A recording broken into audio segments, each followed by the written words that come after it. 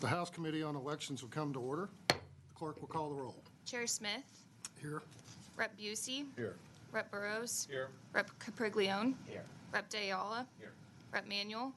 Rep. Morales. Rep. Swanson. Rep. Vo. The quorum is present.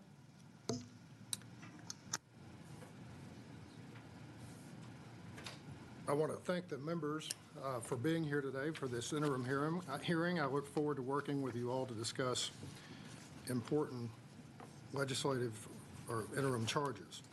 Just have a couple of housekeeping items before we get started. Today we will be taking invited testimony only. If you are testifying, please make sure you have filled out the electronic witness affirmation form on the registration kiosk in the hallway. If you have any issues filling out the form, please ask a staff member and they will be happy to help. In addition, because there are no bills or resolutions to be considered or voted on during interim hearings, all invited witnesses will register to testify neutrally, as the purpose of these meetings is to gather information in order to compile the committee's interim report. For those wishing to submit electronic public comment, the Committee on House Administration approved a process for the electronic submission and posting of public comments for each item on today's agenda. The public comments submitted through the portal will be posted on the Electronic Legislative Information System, TLIS, and TLO, as well as on the House website at the conclusion of today's hearing. Directions of how to submit public comments on the portal can be found on the meeting notice for this hearing. With that said, welcome to the first interim hearing of the House Committee on Elections for the 88th Legislature. First of 10. Excuse me, first of 10. Yeah, that's it, exactly. Not the first of 10. Maybe the first of 2 or 3. I'd like to show that the record reflects that Representative Swanson is here. Yes. Thank you. Today, we will be discussing implemented legislation from the 88th legislative session as it relates to our interim charges. We plan to cover SB 1070 as well as SB 1750 as well as SB 1933. We will also spend a portion of our time discussing the ballot secrecy process and oversight. We have invited testimony beginning with the Director of Elections from the Texas Secretary of State, the Harris County Clerk, the Texas Association of Election Administrators, the County and District Clerks Association of Texas, and lastly, we will hear from the Hart Intercivic and ES&S. Members, before we begin, does anyone have any questions? With that, let's begin. We will start first with monitoring the implementation of SB 1070 relating to the Interstate Voter Registration Cross-Check Program, otherwise known as ERIC. The chair calls Christina Atkins from the Texas Secretary of State's office. Morning. Good morning. For the record, you are Christina Atkins, and you're testifying on behalf of the Texas Secretary of State, and your position is neutral. Is that all correct? That's correct. Good to see you, Christina. Go ahead. Well, it's nice to see you too. Thank you, Chair Smith, Vice Chair Busey, and members of the committee. We appreciate you inviting us here to provide to you some updates on some of the legislation that came out from our 2023 legislative session. So for this first bill that we're talking about, Senate Bill 1070, just to give everybody a little bit of a reminder of what this bill was about, this particular piece of legislation from the 2023 legislative session modified the provisions in the Texas Election Code relating to the state of Texas and our participation in an interstate cross-check voter registration program, where we're looking at data from other sources. One of the modifications in this particular bill provided a requirement in there that says that we cannot take on any additional duties that are not already prescribed by that particular provision. Because of that additional requirement that was placed in law, we were no longer able to participate in the ERIC program, which is what we had been doing in compliance with this particular provision in the election code.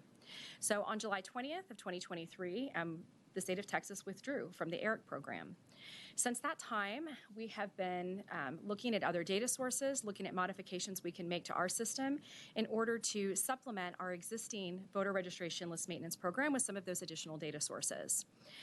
With respect to participation in cross-check programs in general, we decided very early on that we did not want to be dependent on any one third-party organization that could have some of the same issues or concerns that came about with ERIC. And so we are focusing on looking at direct data sources, getting things from different agencies, different programs, different governmental bodies where this data was originating to begin with.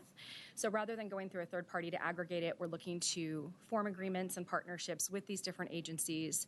We're also making some modifications to our system to better allow for the data processing and matching and the transmission of this data to our county election officials for review.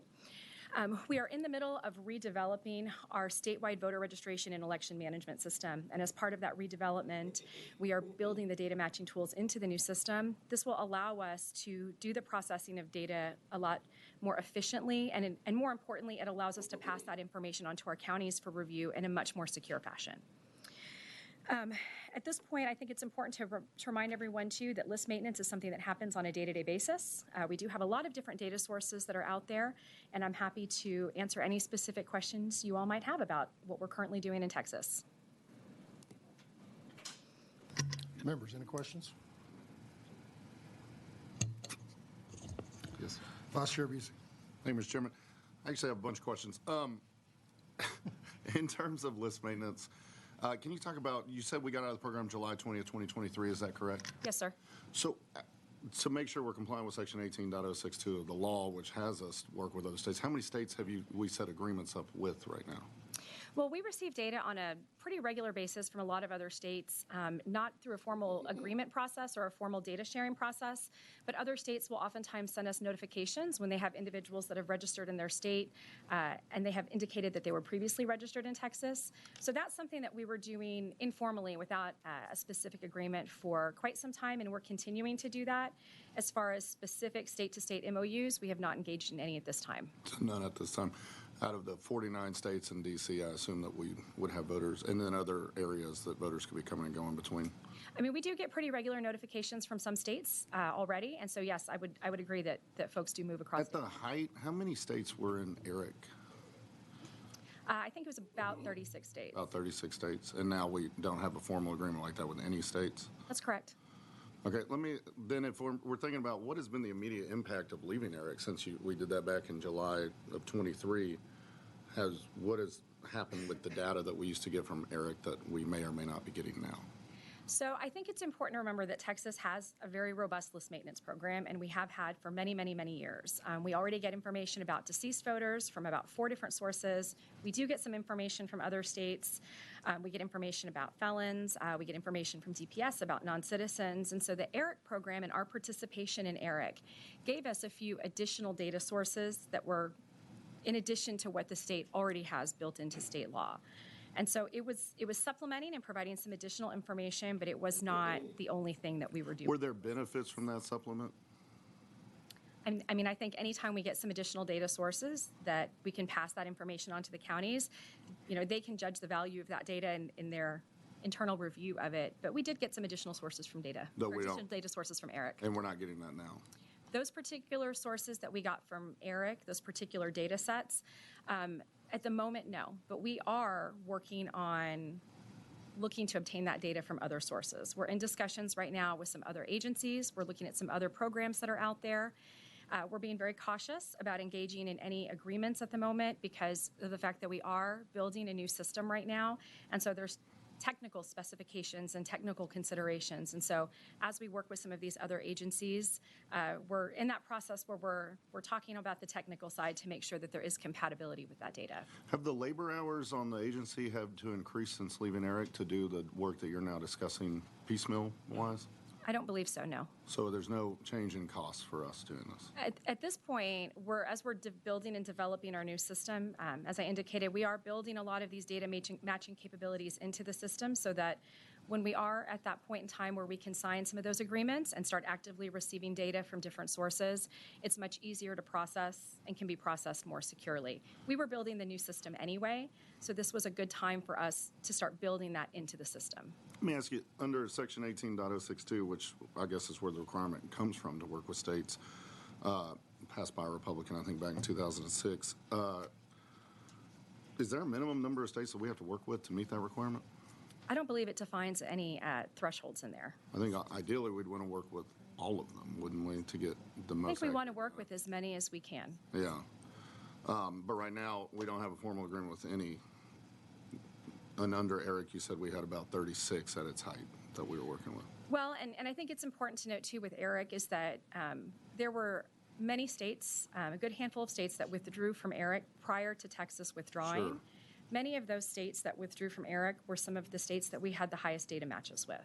Yeah. And so with No, I those remember states when within Donald ERIC Trump shared the big lie, a lot of people started running from a good data source. I remember that. But just curious what we're doing for that data at this point. Let me ask you this.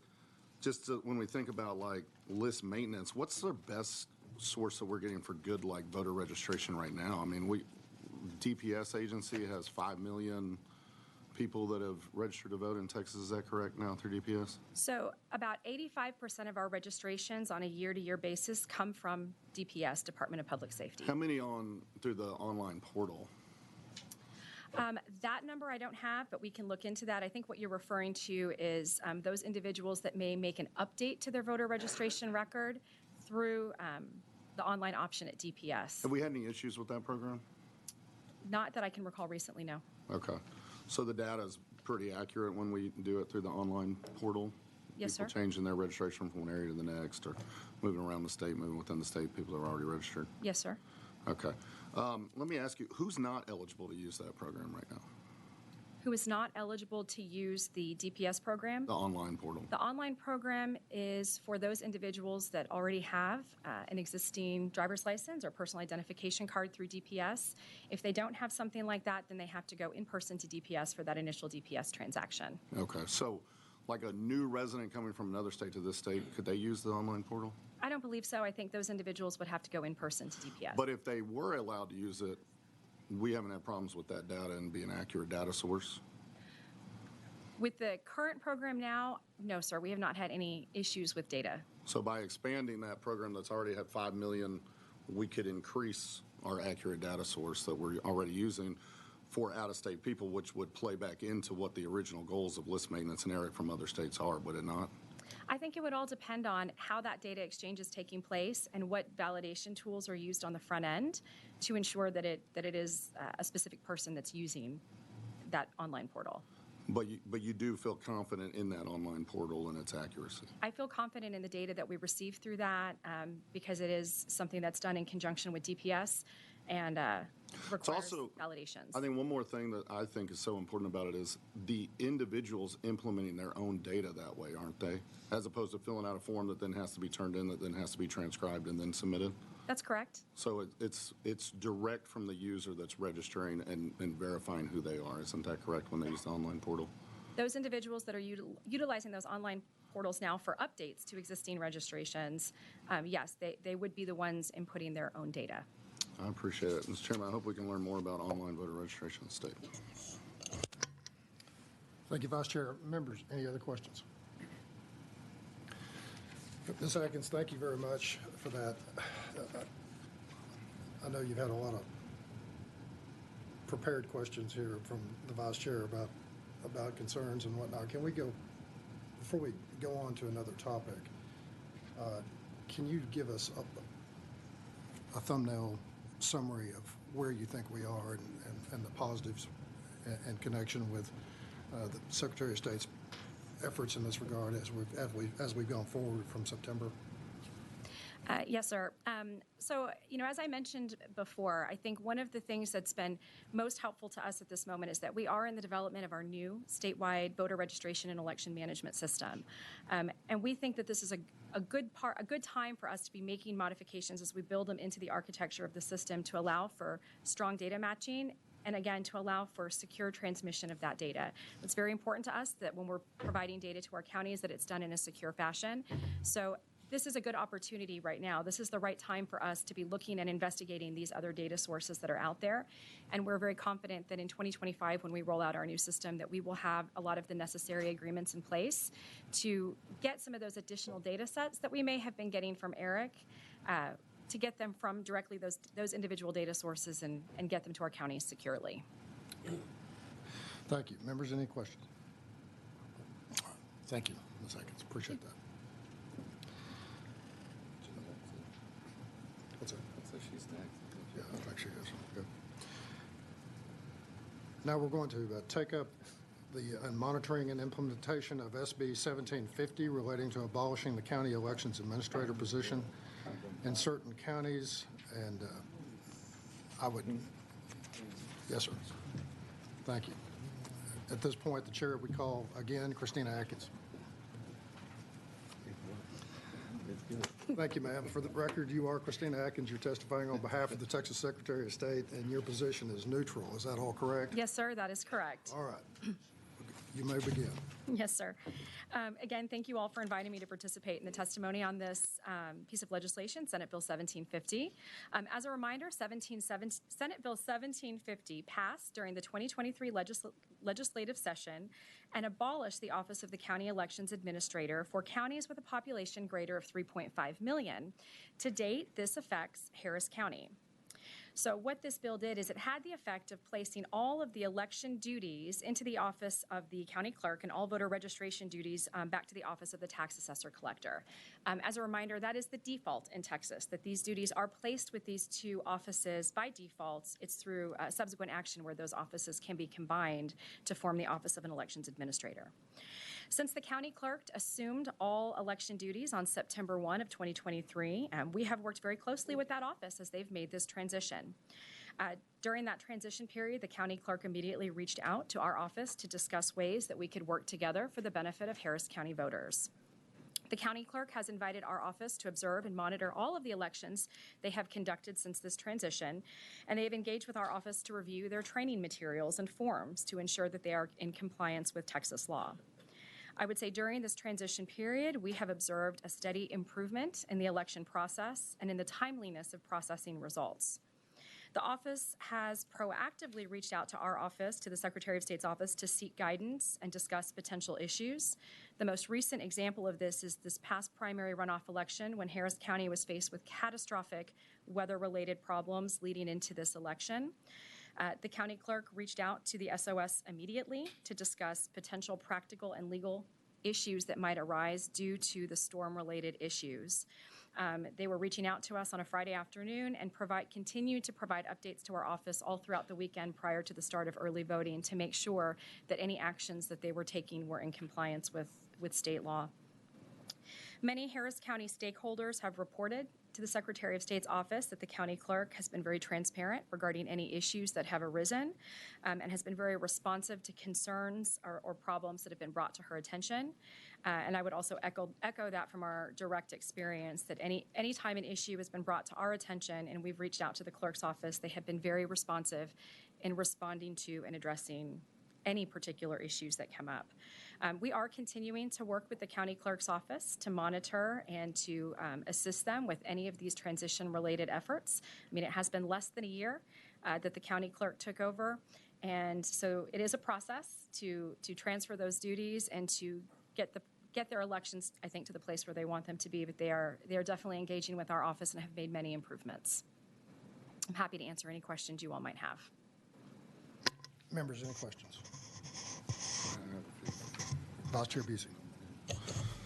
Thank you, Ms. Atkins. I know in the past, y'all have worked hand in hand with Harris County and the big counties a lot, and not just now, right, in previous years too. Yes, sir. That is our goal, to always make sure that we're in close contact with our counties. And that's been really good. I know in the beginning of last session, so in March of 2023, your office told this committee that, quote, it was one of the best elections we've seen out of Harris County, referring to the November 22 election. Mm-hmm. The quote was, it was one of the best elections we've seen out of Harris County, and then substantial improvements have been made. So I just want to be clear, you're still, so we saw a lot of great improvements 2 years ago, and you're still seeing a continued growth and stride in Harris County? I think it's important to point out that at the time that those statements were issued, we had not conducted any audit activities related to that November 2022 Harris County election.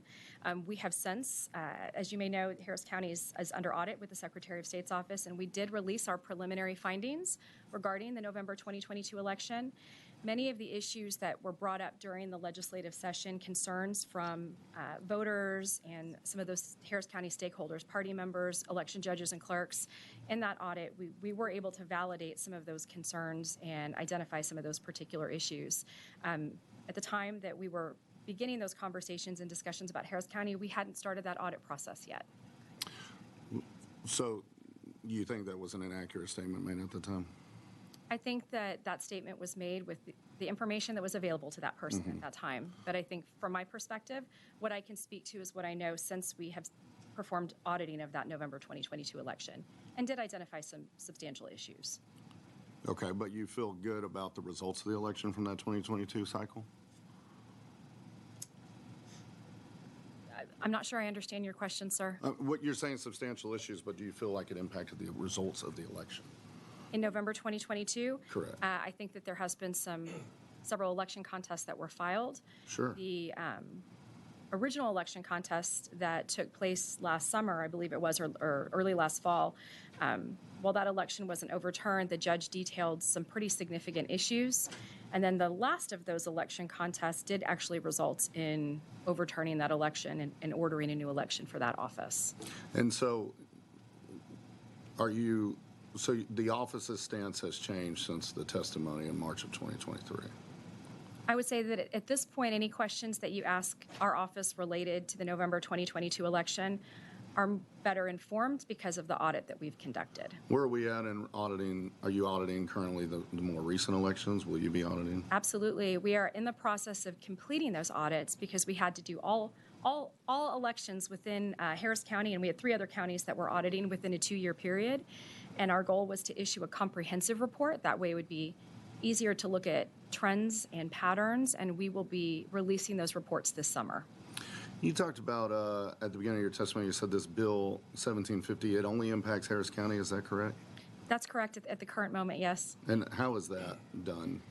Because the bill limits it to to counties with a population of greater than 3.5 million. So we have a bill in Texas that targets one specific county? I would say Harris County is the only one at this time that meets that, Because I didn't think that we're allowed to do specific that. requirement. So when we did that, what did we do to Harris County that we didn't do the other 253 counties? What changed for them?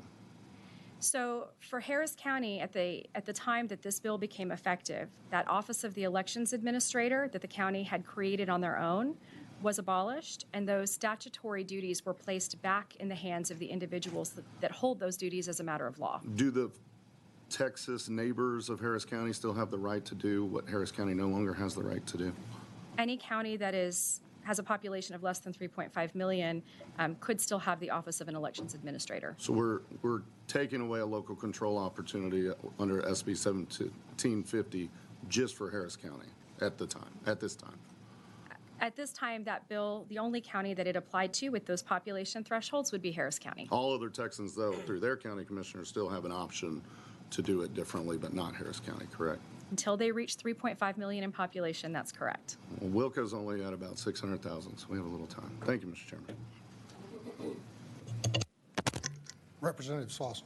Yeah, excuse me. Thank you, Mr. Chairman.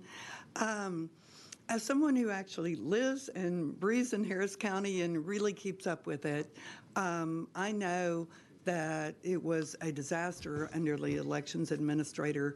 And the person he's quoted, who quickly lost his job right after that,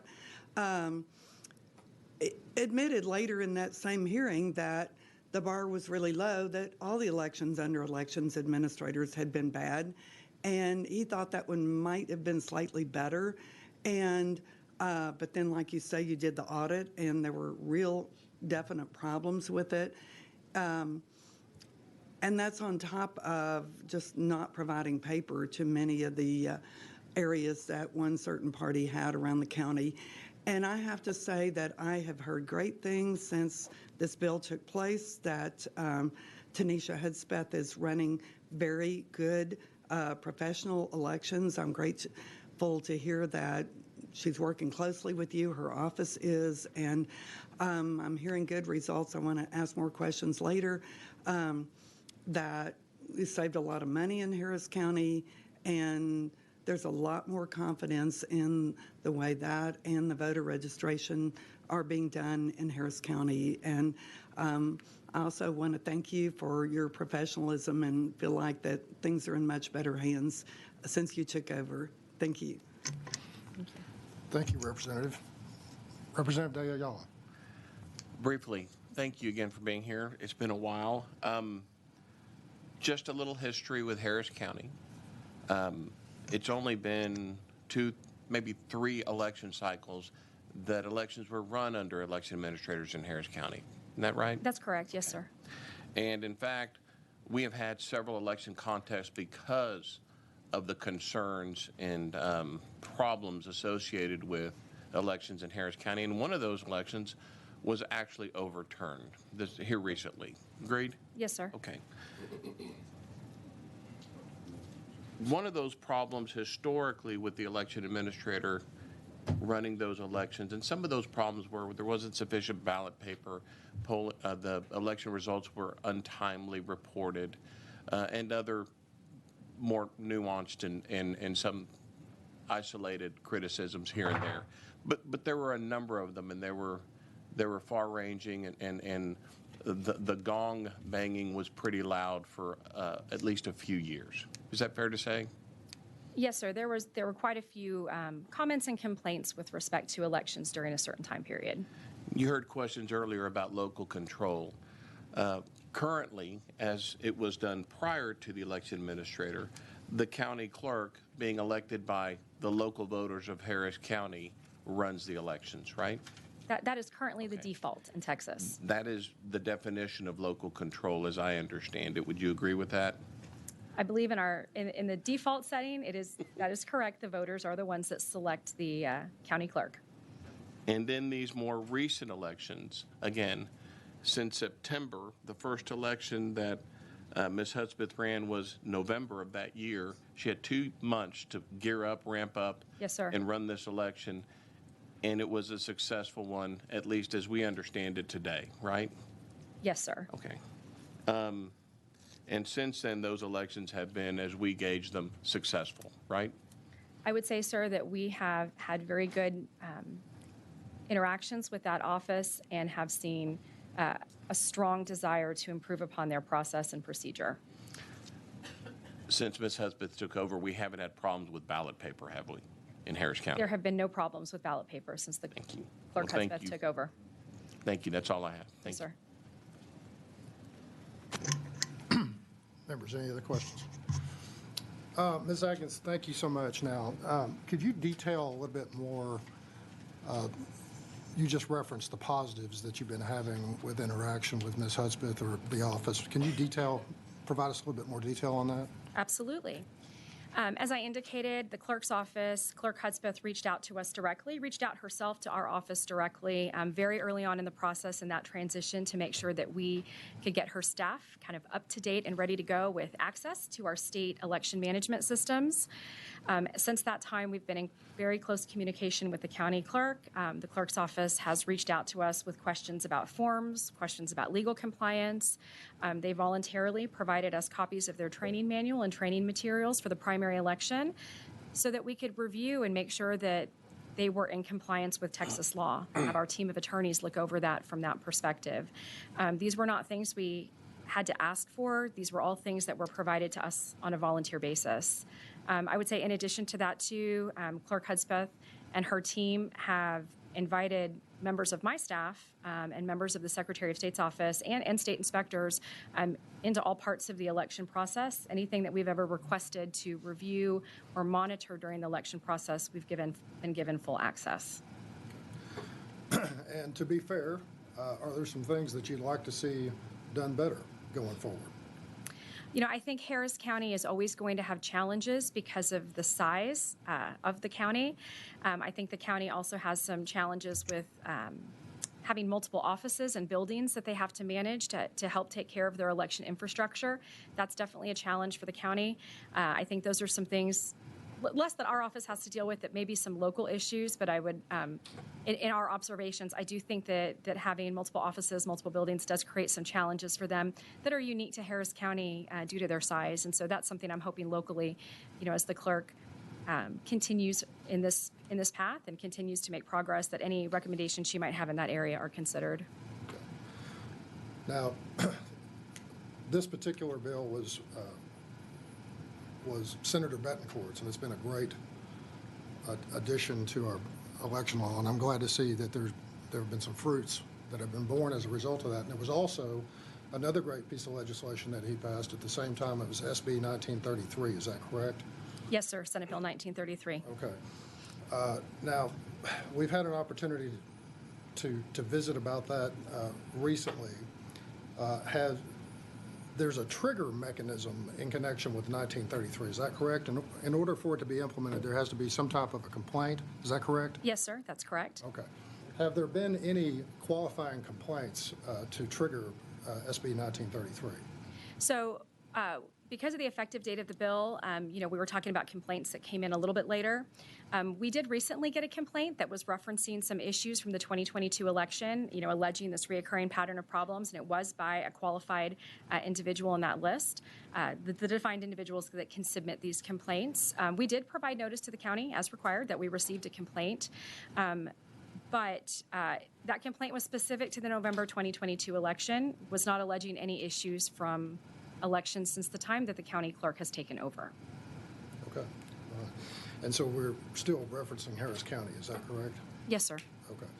So what you're telling me is that since September of 23, there's not been any qualifying complaint to trigger 1933 concerning any action or inaction on the part of Harris County elections. From the time that Clerk Hudspeth and her team has taken over, we have not received complaints that would qualify to trigger, to formally trigger administrative oversight. And I would add that, and the office has been very receptive and forthcoming with information, with any questions or complaints that have come up. Great. Members, any other questions? Representative Swanson. Just mentioning a couple of things of the many things that went wrong in 22. One was that in the primary, somehow the elections administrator lost 10,000 votes. Have you had any complaints under now that it's gone back to the county clerk? Have you had any complaints like that? No, ma'am. Okay, and of course we know that many of our voting centers ran out of ballot paper, and that caused a lot of problems. Seem to be in a pattern around the county, certain areas. Have you had any complaints about that? I think you said having enough paper had not been a problem. Is that correct? That's correct. We have not received any complaints on that issue. Okay, and I know in 22 in the primary, the elections administrator, who we don't have anymore due to this bill, took like 48 hours to get the results just in the primary, a much smaller election.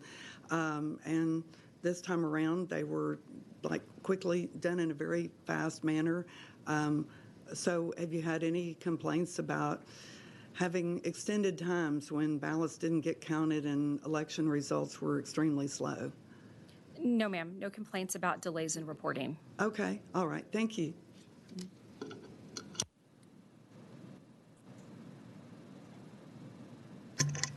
Members, any other questions? Okay, thank you, Ms. Atkins. Appreciate it. The chair calls Tanisha Hudspeth, the Harris County Clerk.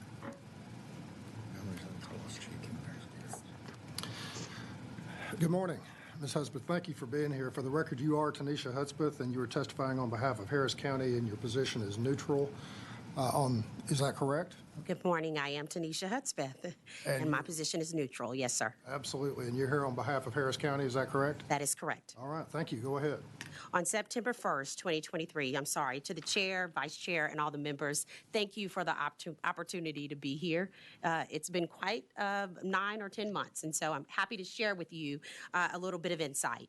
On September 1st, 2023, as the duly elected Harris County Clerk, Senate Bill 1750 made me the county's chief election official. Since then, I've spent long hours evaluating the elections infrastructure, administrative practices, and staff to ensure everyone is on the same page and everything we do to provide citizens the materials, information, and assistance to vote complies with state and federal voting laws. Concurrently, I've been monitoring the state of our voting equipment as its functionality impacts every aspect of an election, including voters, poll workers, and election procedures. In short, my team and I have spent the last 10 months identifying election issues and communicating with the Secretary of State's office and local county officials as we work to address challenges in the diligent, nonpartisan, and proactive manner.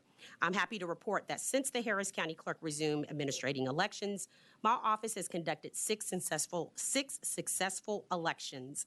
I'm equally pleased to say that in the process, we were able to address many previous administration issues, one being my office has ensured that in all elections, an adequate supply of paper ballot has been allocated to each vote center, and two, in elections requiring the unofficial results reported to the Secretary of State, we have submitted the results in a timely manner. Overall, at this point, before, during, and after an election, the challenges that impact the timeliness of every aspect of the election process are being assessed, addressed, and improved. In short, my team and I have made progress. We are determined and fully committed to continuing to work tirelessly to build upon that success. As gratified as I am to share our successes, I will concede that had I not worked in Harris County Elections Department for 15 plus years and become intimately familiar with the elements that guide elections in Texas prior to assuming the role of county's chief election official, then the outcome of the law and this story may have been different. Thank you for your time and for listening to my testimony. Thank you, ma'am. Members, questions? Representative Swanson. Thank you, Mr. Chairman. Thank you so much for coming in and speaking to us. And I do want to say I've heard very good things since you've taken back over. And in considering the bill, we had confidence that if we sent this back to your office, that you would handle it very professionally. And I'm hearing really good things. So just want to compliment you on that. I know it's been hectic taking it back over. And I was going to ask you how long you've been there, but you already answered that. 15 years, so you're highly qualified, as opposed to these elections administrators who really did not have the resume to do this. I've heard that moving the elections back to your office has saved the county tremendous amounts of money compared to 2020 and 2022. Do you have any numbers on that? I do not. I do not have any comparisons to any of the elections that I did not run. I can only provide information for the elections that I have run.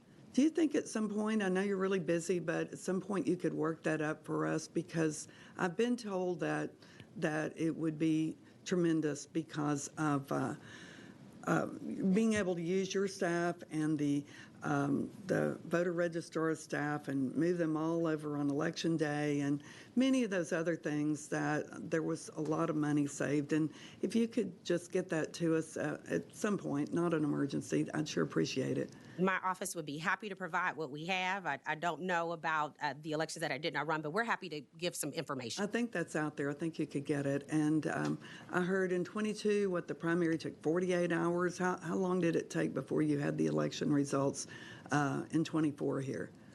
So I want to highlight that for the first time ever in the history of Harris County, we had our first joint primary election this 2024 year. So I want to highlight that because it gives credit to both political parties for being able to come together and us to sit at the table and do what was best for voters in Harris County. So I just want this body to know that first time ever joint primary. In terms of election results, we were able to do it within the 24-hour deadline.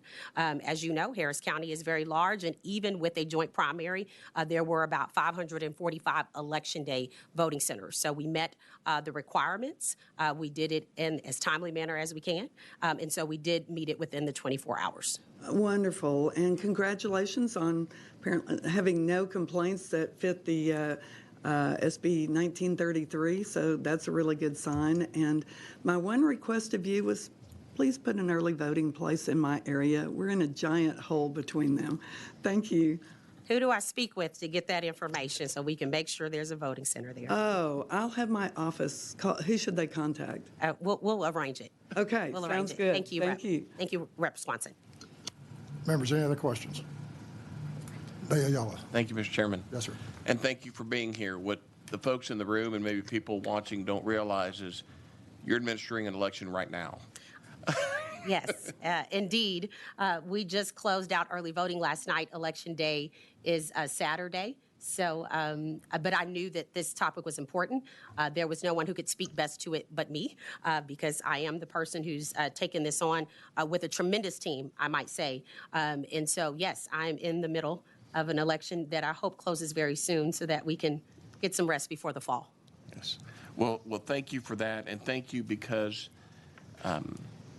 it's hard for people who haven't lived it and walked it some to appreciate what it takes to get from September 1 to a November election the way you had to do it in Harris County, and hats off to you for being able to do it as well as you did. It is important to contrast these prior elections to these current elections.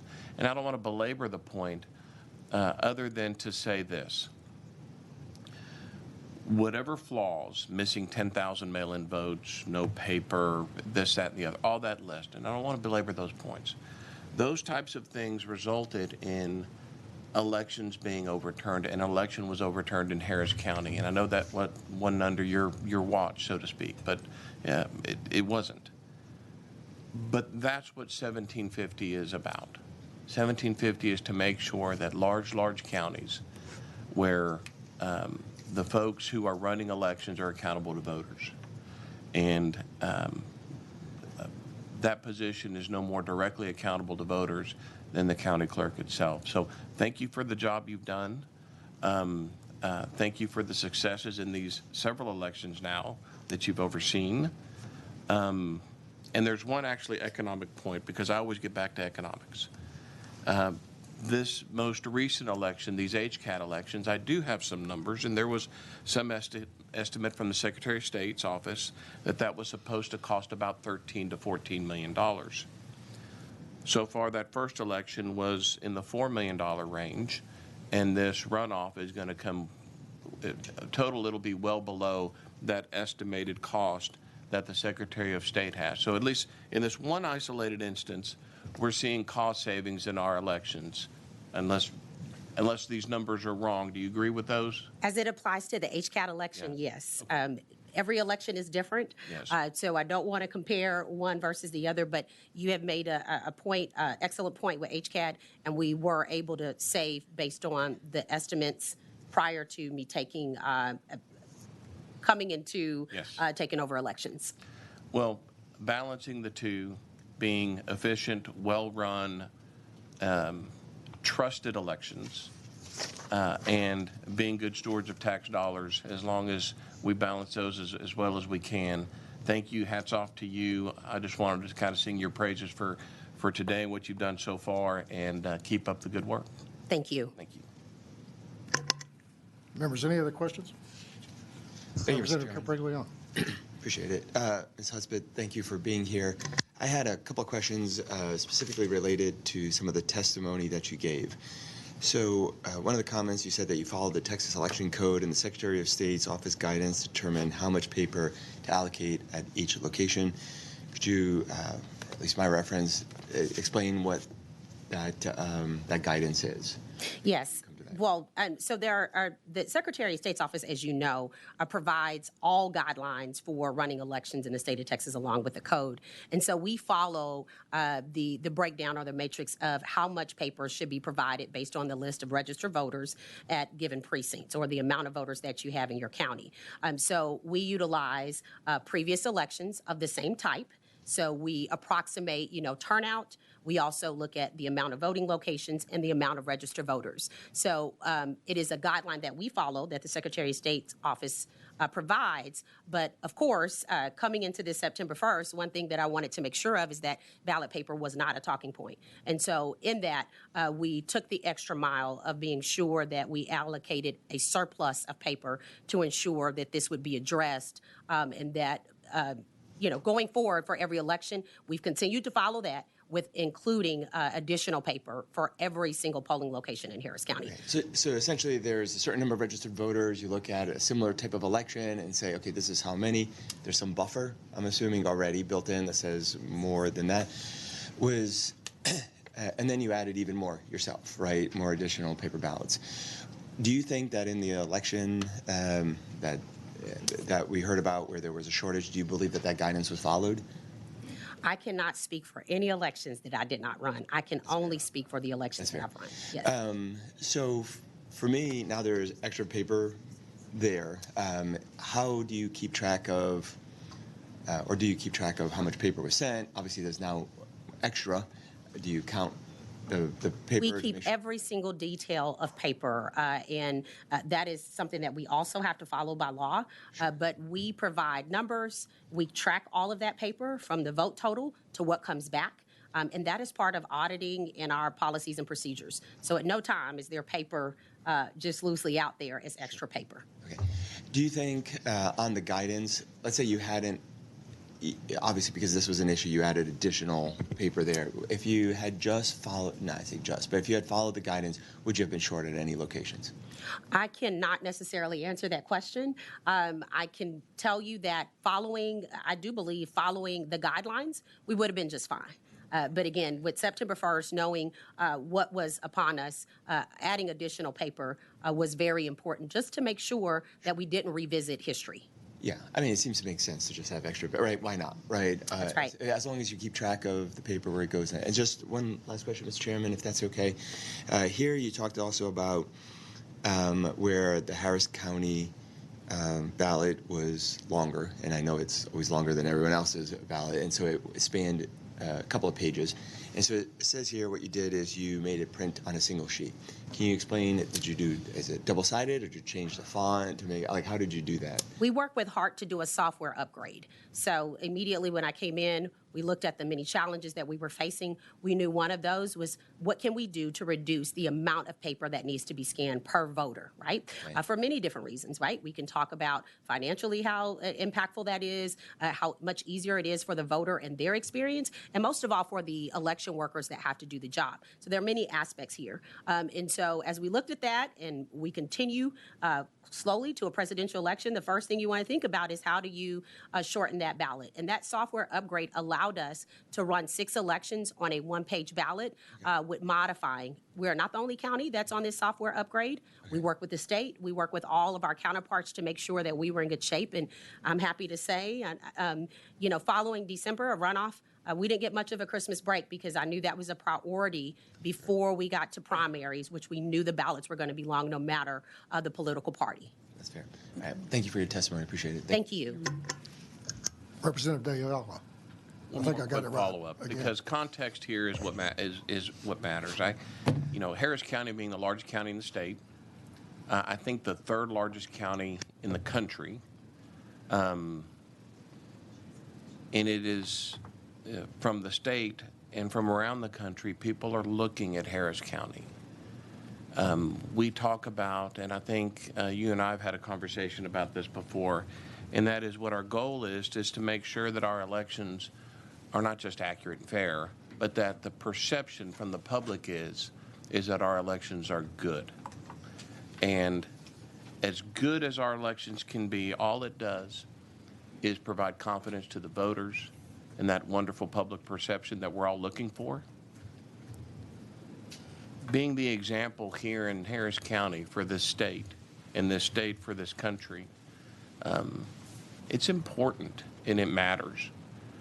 So I've already thanked you enough. I'm not going to thank you anymore, other than to say that when there are those issues that come in these election cycles, and they come from time to time, a new thing here and there,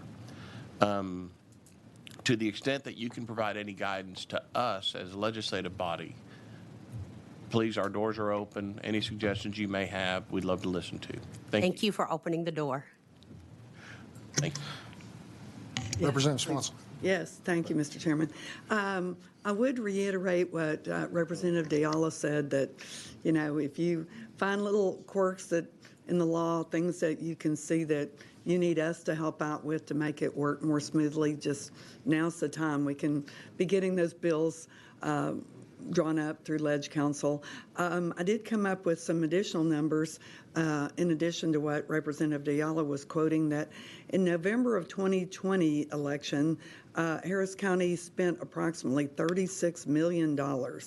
In November of 23, it was approximately $8 million. And much of the savings was based on the tax office and the county clerk's office providing about 250 full-time trained employees on election day to focus on elections by closing the courts, closing down, you know, the voter registrar would close down giving out license plates that day. And all this is opposed to the elections administrator having to hire 500 to 600 temps and train people who had no idea what they were doing. And so it led to a big savings, but it also led to people on the phone who actually knew how to do their jobs and answer the questions. So that's just some numbers that I came up with. Can I provide just a little bit of context? Sure. You provided numbers for November 2020. I want to be very clear that in November 2020, that was a presidential election. Oh, yes, of And course. we were in the middle of COVID and a lot of unexpected times. Now, while, again, I was not the county clerk, I was not running elections, it is going to be a little bit difficult to compare a 2020 November election to a November 2023 election, which was not a gubernatorial election, not a presidential election, but a very local city of Houston. Yes, we had state constitutional amendments on there. So in terms of the types of elections, there are somewhat drastic difference. I look forward to talking more about cost because I have a lot of opinions, obviously, about that and the support that counties need across the state of Texas financially. But I kind of want to give a little bit of context there. No, I think we all agree it's not a perfect comparison, but I do think that there was great cost savings by going back to your office. Thank you. Thank you, Representative. Any members, any other questions? Ma'am, thank you for coming up here today, and I want to get you back to running this election that you have going on right now, but to highlight the job that you've done in a little bit more detail. I know there's been some discussion about the paper ballots, but you've referenced in your testimony challenges and issues that you ran into in the office after you took over. Can you kind of give us a little bit more detail about those challenges and issues? Yeah, full transparency, to receive an operation September 1st and be ready to run it by November, run it immediately was the very first challenge, right? That's full transparency. When you're running elections in any county in the state of Texas, you have to have a runway. That runway for Harris County is at minimum 6 to 9 months prior to that election. So to not have very much time to transition was the first big challenge. Just really was. And so being able to start assessing immediately, I referenced earlier, again, I spent 15 years before I was ever elected county clerk doing the job. So you know innately some of the things, but the last time that I was involved with elections, there was a whole different voting system. That was the E-slate system. So when I took over September 1st, not only was I coming into that challenge, but also a whole new voting equipment system that I had to learn on the fly and get with stakeholders fairly quickly. So I want to just mention that that was the very first challenge. I don't want to disregard that in any way. And we've stated other items here. You know, what do we know from what's been discussed? The very first thing is talking to the Secretary of State. What is it that I need to know? How do we prepare? Can we get staff here to start looking at all of our processes to be sure that we're crossing all of our T's and dotting our I's? And that meant taking on new staff that may have not known me and I not know them. So that's the logistical piece of that. But for the most part is turning around an election in a short window of time and making sure that we're covering all of our bases. Includes paper, includes results, it includes getting to know the vendors in all of a small window of time. So we talked about the major challenges that have been addressed. And as we move forward, I really look forward to coming back and talking about the other pieces of what that looks like as we face November and future elections. Financial challenges. With every elections, the costs seem to go up because our county continues to grow like many others. And so there is financial challenges that come with that. The bandwidth to be able to do the job, needing more staff to be able to do it so that they can get some rest and we can go, along this way. So the next challenge is, I have ran 6 back-to-back elections since September 1st, and myself and my team, we've not been off. We have continued to serve the people of Harris County and serve them very well. But I will tell you, in my human nature, that is, it is cumbersome. And it is heavy-duty work. And so as we look forward and the impactful work that you all do here, I really would like to see us be intentional about election dates. What can be prescribed on those election dates? And maybe minimizing not only just the effort for Harris County, but for counties across the state. Because as we continue to have more and more elections, it does cost our voters. You referenced staff a couple of times, and I appreciate you providing us with a little bit more detail. When you became county clerk, did you discover that there had been some staff reductions, particularly in the elections department, once you became county clerk? Staff reductions for elections? Yes. No, there were more staff than what I remember when I was when we had elections. A little bit more staff, but a lot of those individuals were not all full-time. They were temps. Okay. There had been some discussion, I'm recalling, from a previous hearing about staff reductions, and maybe I wasn't understanding exactly what that would have been. Are you aware of any staff reductions across the clerk's office that went down prior to your becoming clerk? No, sir. Not. I don't know that I follow in terms of the context in which you're providing. I think every office deals with reductions because people leave and go to different jobs. But in terms of elections in particular, I don't know that I could speak to that. It's a little broad. Okay. Yes, sir. All right. Members, any other questions? We really appreciate you. Thank you. Thank you so much. Yes, ma'am. Now I'm going to get back to serving the people of Harris County. Absolutely. Thank you for taking Thank the you so time. much. Appreciate it. The chair would call Christina Atkins. I'm going to recall you, Christina, if it's all right. Again, you are Christina Atkins, and you're testifying on behalf of the Texas Secretary of State's office, and you're neutral. Is that all correct? Yes, sir, that's correct. All right, Christina. Heard some great testimony about Harris County and the great things that Senator Betancourt's bill is doing. I wanted to talk to you now. We have that bill bracketed, and I think it's 3.5 million or greater. Yes, sir. Do we have some other counties around the state that are having issues that are analogous to what was going on with Harris County that would benefit from some attention on the part of SB 1750? That's an excellent question, sir. All of our other larger counties in Texas, Dallas, Tarrant, Bexar, they all currently have elections administrators running those counties. So they don't follow the model that Harris County is now, where the duties are split between the two offices. I think, larger counties, we're always going to see more complaints. We're always going to see more concerns just based on population and numbers. That is something, we can provide some additional information. I can look at some of the complaints that we've received and give you some additional data on that.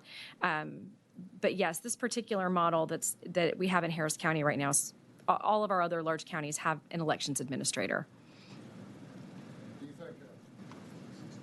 Do you think information on that would be something that would be beneficial for a future interim hearing? Yes, sir. We can provide some information on that. Okay. Yes, sir. All right. Thank you. Members, any questions? All right. Thank you, Ms. Atkins. Turn off my mic. We'll now move on to our discussion regarding bail secrecy oversight. You did bail. I've got bail on the mind, don't I? Sorry about that, from bail reform. Ballot secrecy oversight will be what we'll discuss next. The chair calls again Christina Atkins from the Secretary of State's office. You are Christina Atkins, and you're here testifying on behalf of the Texas Secretary of State. You're neutral, and that's all correct, isn't it? Yes, sir, it is. Good to see you again. Yeah, Glad to be back here. absolutely. Go ahead. Yes, sir. On this particular ballot secrecy issue, just to provide everybody a little bit of context about what we're talking about today. In late May, there was an online publication that put an article out there reporting on some litigation that's taking place regarding ballot secrecy. In that article purported to have a copy of a particular individual's ballot, saying that the way our elections are structured in Texas, it is possible in some circumstances, in limited circumstances, to identify a specific individual's ballot so that you can see their vote selections on there. After that particular publication came out and this information started circulating, on May 22nd, 2024, Secretary Nelson issued a statement on this, very clearly reminding voters that our Texas law provides protections to our voters because voters do have a right to a secret ballot. It was very important to the Secretary that she emphasized this and highlighted some of the protections that were in place in current law. Since that time, our office has been in discussions with the Office of the Attorney General. We did consult with them on some of the protections that are available, and Secretary Nelson did direct our office to issue emergency guidance to counties regarding a voter's constitutional right to a secret ballot. So last week, we issued Advisory 2024-20, which directs our counties in Texas to redact information in election records that would connect a voter to their ballot choices. This advisory also does one thing that's very important to note. It directs election officials that believe that they are in the position where they may need to redact information to protect a voter's right to privacy, to protect their right to a secret ballot, to seek a ruling from the Attorney General's office on what those allowable redactions may be, because this is very much a public information, public records question at this point. So we've issued that guidance. Again, that was done in consultation with the Office of the Attorney General's office, and that is providing, I believe, a short-term solution to this issue so that voters that voted in our primary runoff election, voters that vote in any subsequent runoff local elections, and more importantly, when we're talking about our election in November, our presidential election, that voters can be assured that there are protections in place in Texas law that serve them and serve their right to a secret ballot. Members, any questions? Representative Swanson. Thank you, Mr. Chairman. This whole scenario is very interesting to me, and I know that you know Ed Johnson well, who formerly worked in Harris County for many years and comes up here and testifies. And he told me during regular session last year that this exact scenario of what happened could easily happen. And one question I have is, does that only happen where a county is using ES&S, or does it also happen where they are using a Hart InterCivic? So that's a great question. So I think there's two distinctions we need to make here. First, the method that we are aware of and the method that we've been able to look at and consider is the idea of determining how a voter has voted or where they voted through the process of public information and process of elimination. In limited circumstances, through publicly available records, you may be able to identify a specific person's ballot. That's the method that I am familiar with and that we believe is being used to identify certain individuals' ballots, again, in limited circumstances. The article that's out there, and there's some pending litigation, purports to have an algorithm of some sort that ties a voter back to their ballot with a ballot number that's on there. So on that issue, I have not seen this algorithm. Nobody has presented it to our office, so we don't know what they're talking about there. So with the process of elimination mechanism, that's what I can speak to from the information that's been presented to us. That is something that could happen, again, in limited circumstances, depending on the date and time that somebody votes, the location by which they vote, whether they voted by mail, whether they voted provisionally. There are certain categories of ballots where that information, the more public it is and the more granular that data is, the easier it is through process of elimination to say this ballot belongs to a specific individual. Can you address my question about, does it happen no matter who the voting system? Yes, ma'am, I'm sorry. So that process of elimination method, that doesn't matter what voting system you use. It doesn't matter what technology's in the polling place. It doesn't matter if you're even hand counting ballots in some circumstances, because for ballot by mail voters in particular, that's always a group where you're going to have very small numbers of voters in selected precincts. So for the process of elimination method, the voting system is not relevant.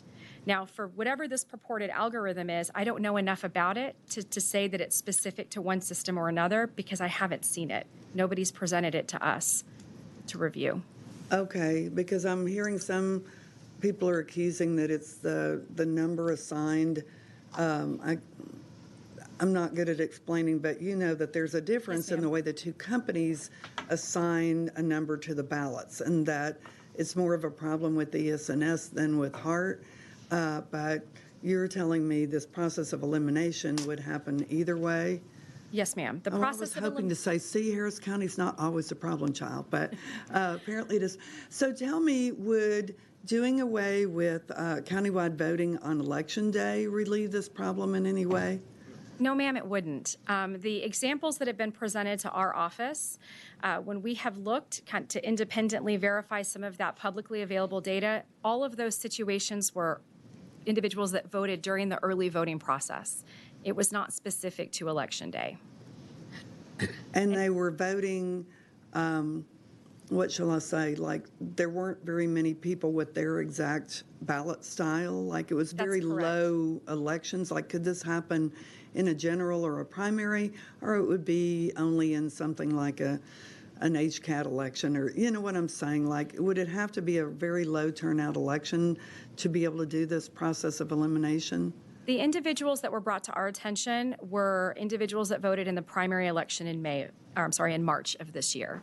I think the larger the election and the greater your turnout, the more limited this is going to be, the harder it's going to be through process of elimination to identify a particular record. Smaller elections, smaller turnout elections will always make that an easier process. Then that's why we say it's in limited circumstances that this process of elimination mechanism can identify a particular voter's ballot. But it's not exclusive to small elections. It's not exclusive to low turnout elections. Again, mail ballot voters, provisional voters, where those numbers from representative precincts are going to be much smaller than general turnout and voting in person. This is going to be a problem for those individuals no matter what type of election that we have. And do we need to do something to make it legal to redact all of that, or we're depending on the AG to decide that, or what? So we had discussions with the Office of the Attorney General on this because they are the experts on public information, and they are by law the ones that can advise and provide direction to counties on proper redactions. There are two things that I think are really important to note here with respect to redactions. HB 5180 that came out of our last legislative session, a bill that was passed out of House elections. This particular bill says that voted ballots and then the ballot images and cast vote records that have to be produced and made available to the public, they must have personally identifiable information redacted on those ballots. So we already have a requirement in Texas law that says you redact personally identifiable information. In addition to that, we have some recent rulings by the Attorney General's office, some Attorney General opinions that were issued, not specifically on this issue, but on issues that were close enough. Most recently was an opinion, KP 0463. It was about spoiled ballots, and that opinion has very strong language in there that says that personally identifiable information must be redacted on both election records and on ballots if it violates a voter's right to a secret ballot, their constitutional right to a secret ballot. So that language in those Attorney General opinions combined with an explicit requirement in Texas law to redact personally identifiable information, I think provides some much needed guidance in this area and direction to our county election officials, because there is a legal mechanism right now that voters or that counties can utilize to protect an individual and their ballot choices. Okay, and a last question would be, can you just spell out what's the name of the lawsuit? Who is suing who? So the litigation that was referenced, it had to do with some voters in Williamson County.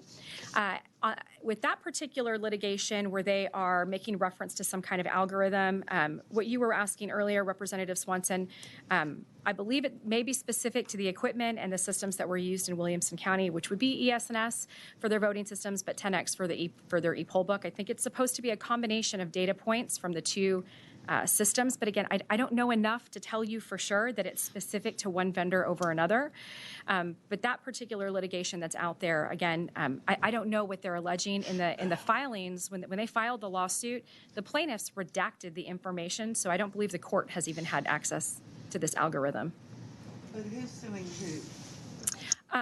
So there's a group of plaintiffs and the named defendants in the litigation. It would be our office, the Secretary of State's office, and elections administrators in some select counties, specifically Williamson County, and there were a few other counties that were tied into it as well. So we would look this suit up where? I can forward you a copy of it. Yeah, that would be great. Yes, ma'am. Okay, thank you. Representative Prigliano. Thank you, Mr. Chairman. Thank you, Ms. Atkins. I have a Yes, sir. couple of questions. So, at Tarrant County, anyway, and I actually know it's most counties, what will happen is every day during early voting, we'll get an early voting list, right? We'll get a list of the online available of everyone who has voted, either through mail-in or in most cases a cumulative vote, not just total, but information about the voters, right? And so in those cases, if let's say the first day of early voting, I vote, it'll have my name, my address, my VUID, I mean, all of that information along with where I voted, as well as the precinct that Yes, sir. I'm registered in, right? So that's information that's already publicly available. There's no way to actually redact that at this point, correct? Well, I think that's where this ruling from the Attorney General's office, the opinion that I referenced before, KP 0463, made it very clear that there is a path for redactions there. So these early voting rosters, and in fact, Tarrant County specifically, they were the first county that I'm aware of that submitted an open records ruling request from the Attorney General's office about a month ago in May, early May of this year, on this particular issue, because they were of the opinion that having that polling location identifier where you voted was something that could compromise your ballot secrecy because of this process of elimination path. And the Attorney General's office ruled and said, yes, that location information should be redacted on your election records. So they are redacting now the location at which you vote in those publicly available, those early voting rosters. Okay, so that's a good point. It's not as if you're redacting, because obviously I and other people use that information, and there's a purpose, right, to know, did I vote? Was it recorded? Did Yes. someone else vote? I mean, so there's a good public reason for us to be able to provide information, but maybe it's a good point that you don't have to know exactly where that person voted, at least until we find another solution, right? Yes, sir. I think right now the rosters that are there that are public immediately, they will still show that a voter voted. They will still show what precinct they're registered in. Sure, but not We where. just right now they're not going to show what I think this ruling from Tarrant County, and I know that there's already other requests for rulings that have been submitted. It won't show the location at which an individual votes. Yeah, because that's the key here, right? Is that identifies me in a more unique way, especially if I'm voting in a location that very few voters are voting on that day. But that being said, that information is already out there, right? Like for elections where that wasn't redacted, I saved every single one in Tarrant County, for instance, on my computer, right? So that information that's out there is still out there, right? From previous elections, those early voting rosters have been made available and have probably been stored in places. So people could still, without changing the open records or the public information request part of this, they'll still be able to do this. Is that correct? So for past elections in which that data has already been provided to the public, that's correct. Now, going forward, I think we do know a mechanism now, and we are aware now of certain points that need to be considered for redaction. And so that's where the counties have been needing to take some action. That's why Secretary Nelson directed us to issue this emergency guidance to our counties, and also directed us to remove some data on our website that may have provided some of this information a little bit more readily when we weren't legally required to provide it on our website. So in this this bill that we passed and turned into law, generally when people talk about personally identifiable information, they generally mean the person's name, the person's address, social security number, birthday, but none of that stuff is on the ballot anyway. Yes, sir, that's correct. And I think that's been the part where we've had to put some pieces together, because Right. the term personally identifiable information, we all have an understanding of what we think that means. Right. And what I think many people in the election community believed is we're looking for a situation where a voter writes their name on their ballot, because that does happen. But what we have realized now is that personally identifiable information in the context of other election records, so the ballots in conjunction with other records, Together. Right. now means something different than it did before. Right. There are different things on there that are personally identifiable. Sure, and I agree with that. I just want to make sure that that's what we defined it in different sections, right? Because Yes, sir. I think probably the intent was to make sure that someone's name wasn't on the ballot. But Yes, sir. now what we're saying is, well, with other data, we're now able to identify who that specific individual is, right? Yes, sir, and I think it's really important to note that the Attorney General's office, they, with the rulings that they have made and with their willingness to take on issuing rulings in this area, because that is a duty of that office, that is a safeguard to ensure that people are not over redacting and redacting too much on a ballot, that it's appropriate for the request that was submitted. My last question is, there are always going to be situations with low numbers where people are going to be able to identify people how they vote. For instance, if I have a small precinct with very few registered voters in my House district or in the county, and by few meaning very few, and only 1 or 2 or 3 people vote in that precinct, then it's conceivable that I can find out also how they voted when I get the precinct by precinct results, right? So I understand, maybe this isn't accurate, but I guess I was told that there used to be a law at some point that would protect individuals' confidentiality in these low number situations, that we would say, fine, you can get information to protect the integrity of the ballot, but when you can identify an actual individual and how they voted, we're not going to allow that public information request to be done. But then someone else has told me that we repealed that law. Is this accurate, or is it? Yeah. So I don't believe we've ever had a law that specifically provided for redactions or not releasing numbers in small elections. There are a lot of states that do that, though. That is by and large a very popular and very commonly used I think that makes mechanism in other sense, states. right? To just say, here is what's not subject to open records, where we break the confidentiality, and maybe you have to get a ruling on that. Well, there's enough people, so it doesn't. But if there's a situation where you could find how this individual voted by one way or the other, then we should be able to say that that is protected or excluded from the public information request. Yes, sir, and I think it's important to note, too, that we want to limit that as much as we can. Sure. We want to make sure that we reserve, aggregating data or redactions to as small of a number as necessary. So there may be some other policy considerations that can help address this issue kind of on the front end. Sure. To prevent us from putting so many voters in this situation. Yeah, we're going to have to balance, obviously, what some people think is the confidentiality and secrecy of the ballot, along with making sure the integrity. But I hope we err on the side of confidentiality. Thank you. Yes, sir. Chairman Burrows. Okay, I have a couple questions. I think overarching, we all agree the secrecy of the ballot is fundamental and important, right? Yes, sir. The idea that someone's going to go in there and vote and their employer or somebody can find out who they voted for is unacceptable. Absolutely, sir. And that is why Secretary Nelson has directed us to take such a strong stance on this. That is fundamental to make sure that we actually have good, fair, free elections, right? Yes, sir. All right. So let's talk a little bit about this process of elimination. How many times have people gone out there? Do we know how many times this has occurred where somebody has ordered all this information and has put this out there about how people voted? So the first example that's been presented to me was this example from an article that came out in late May. Since that time, we've had other individuals, posting online, making allegations that they have secured specific individuals' ballots. So we know right now of the one example that we've read in a publication out there, right? Yes, sir. Okay.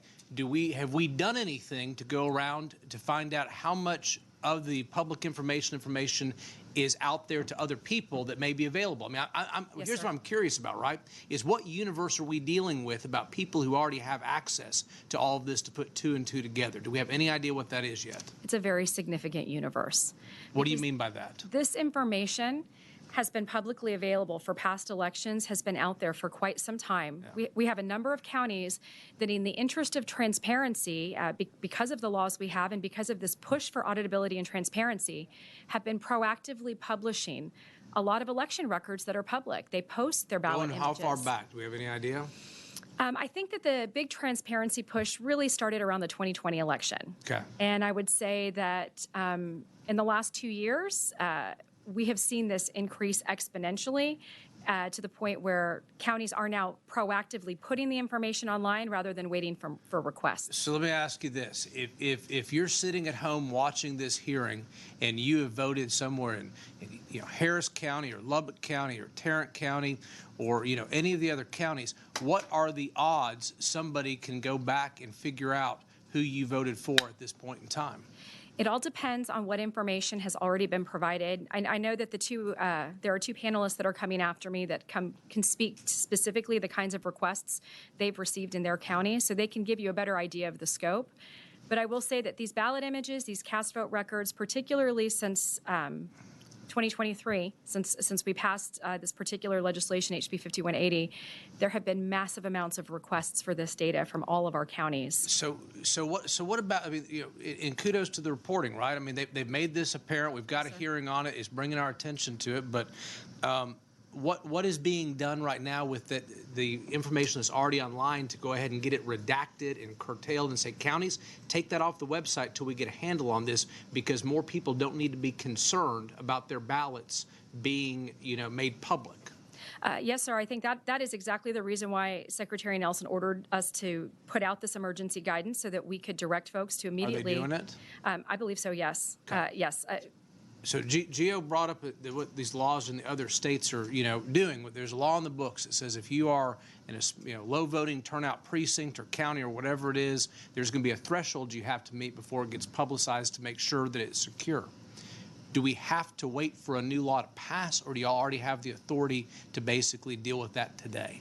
We have to wait for a new law to pass. Our office does not have the authority to make that. How do we know that? Have we tested it? Have we asked for an opinion from the Attorney General, or we just know no?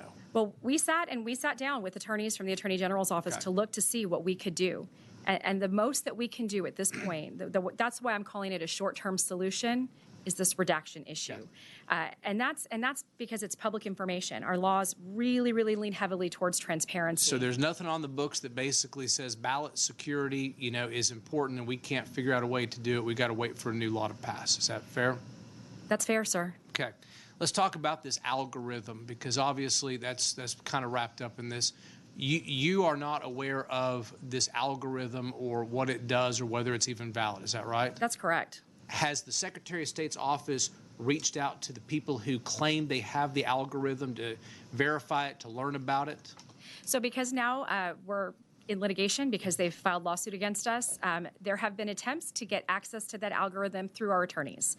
So we're limited in the kind of direct contact we can have with these individuals.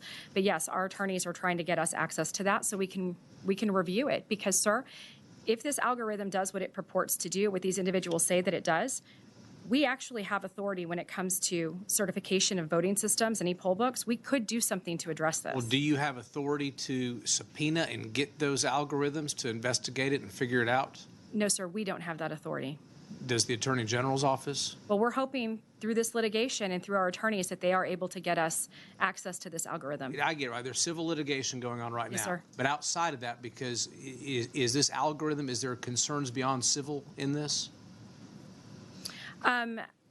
So right now, our laws revealing how somebody votes after an election, holding up their ballot and saying this is an individual's vote selections, that act itself is not criminal. It's what you do with that information that could constitute criminal activity. And so I think that makes it a little bit harder sometimes to get access to this. Have we looked at all options to see if anybody has the authority to try to get a hold of the algorithm, to look at it, to verify it, without having to wait through the machinations of a long civil process to find out what we're dealing with? Sir, I would say that we've made it very, very clear in all of the different groups that we've spoken to that we would very much like to see this algorithm because our hands are tied until we can see it. So what you're telling me, I just want to make sure I understand this, is the state of Texas does not have, or at least the Secretary of State's office does not have the authority to go and get their hands on the algorithm except for waiting for the long discovery process in civil litigation. That's correct, sir. At this time, we don't have a mechanism. Have you to reached demand out to it. any other agencies or anybody else to see if they have the authority to get their hands on this algorithm so we can verify whether it's true or not? Again, we've been working through our attorneys with the Attorney General's office, and I can follow up to find out if there's anything else that we can do Thank you. beyond the request we've made. Thank you, Chairman. Members, any other questions? Ms. Atkins. Representative Swanson. Yes, I would like to ask some questions that people have brought to me, and I just don't know enough about, especially what goes on with the ES&S. My county has always used Hardin or Civic, and not that I know every single thing about their software, but they're making claims that the software on the e-poll books is not approved or is illegal and shouldn't have been approved, but I think maybe saying it's not approved and that it's illegal the way it ties in with these random serial numbers that are on the ballots. And do you know what I'm talking about? Yes, ma'am. I'm familiar with those concerns. Okay, can you address that?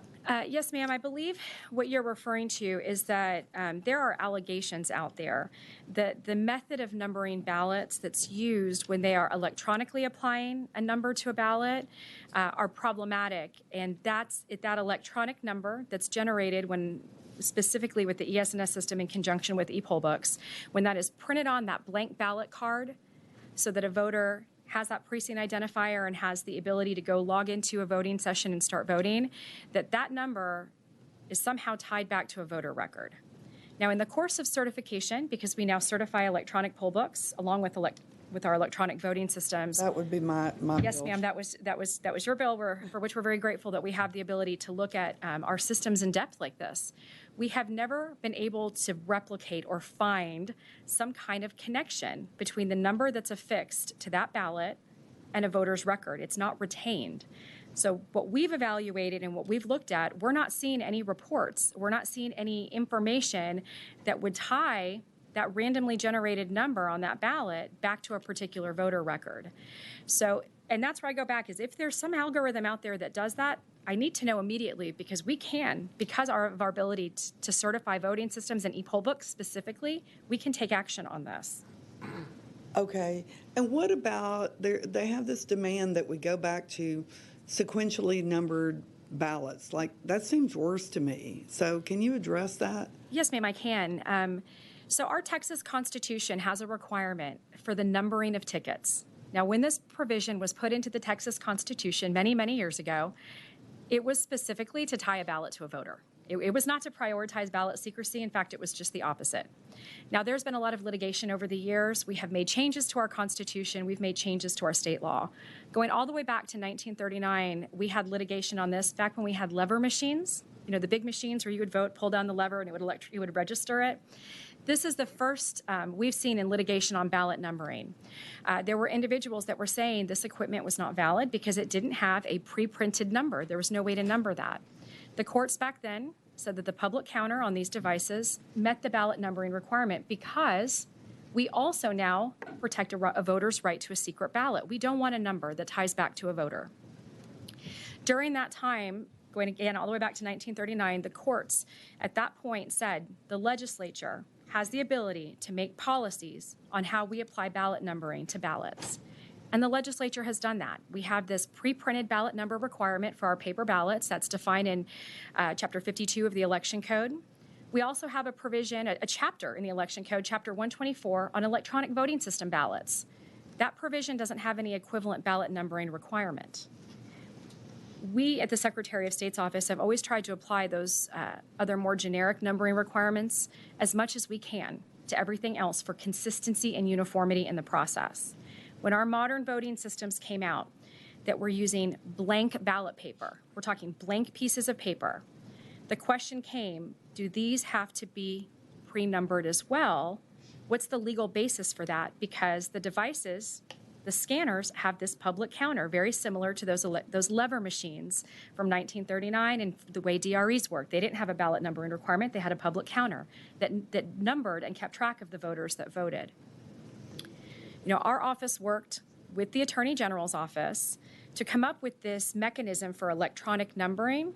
And we did this for a couple of reasons. One, because we wanted similar controls on electronic voting systems that the traditional paper ballots had. But in addition to that, when we're talking about numbering blank pieces of paper, there's a huge cost to local jurisdictions that have to buy this ballot paper, blank ballot paper that has pre-printed numbers on there. And out of concern for some of our smaller jurisdictions in particular that don't have a lot of funding for elections, to have to buy paper and then not be able to reuse it for elections, when they're buying in large quantities and having to do this ballot numbering in large quantities, if they don't use that ballot paper, they're going to have to throw it out. So we worked with the Attorney General's office to come up with this electronic numbering mechanism, and this was done in the course of voting system certification, to be able to provide the same kind of protections and tracking that people have used with traditional paper ballots. That's where this whole debate comes from. And so this particular electronic numbering mechanism, again, there's been litigation about this in the past. That litigation hasn't gone anywhere because what we have done at the Secretary of State's office in creating this, working with our vendors to create this electronic numbering mechanism, it's valid, it's legal. There's specific statutory support for it.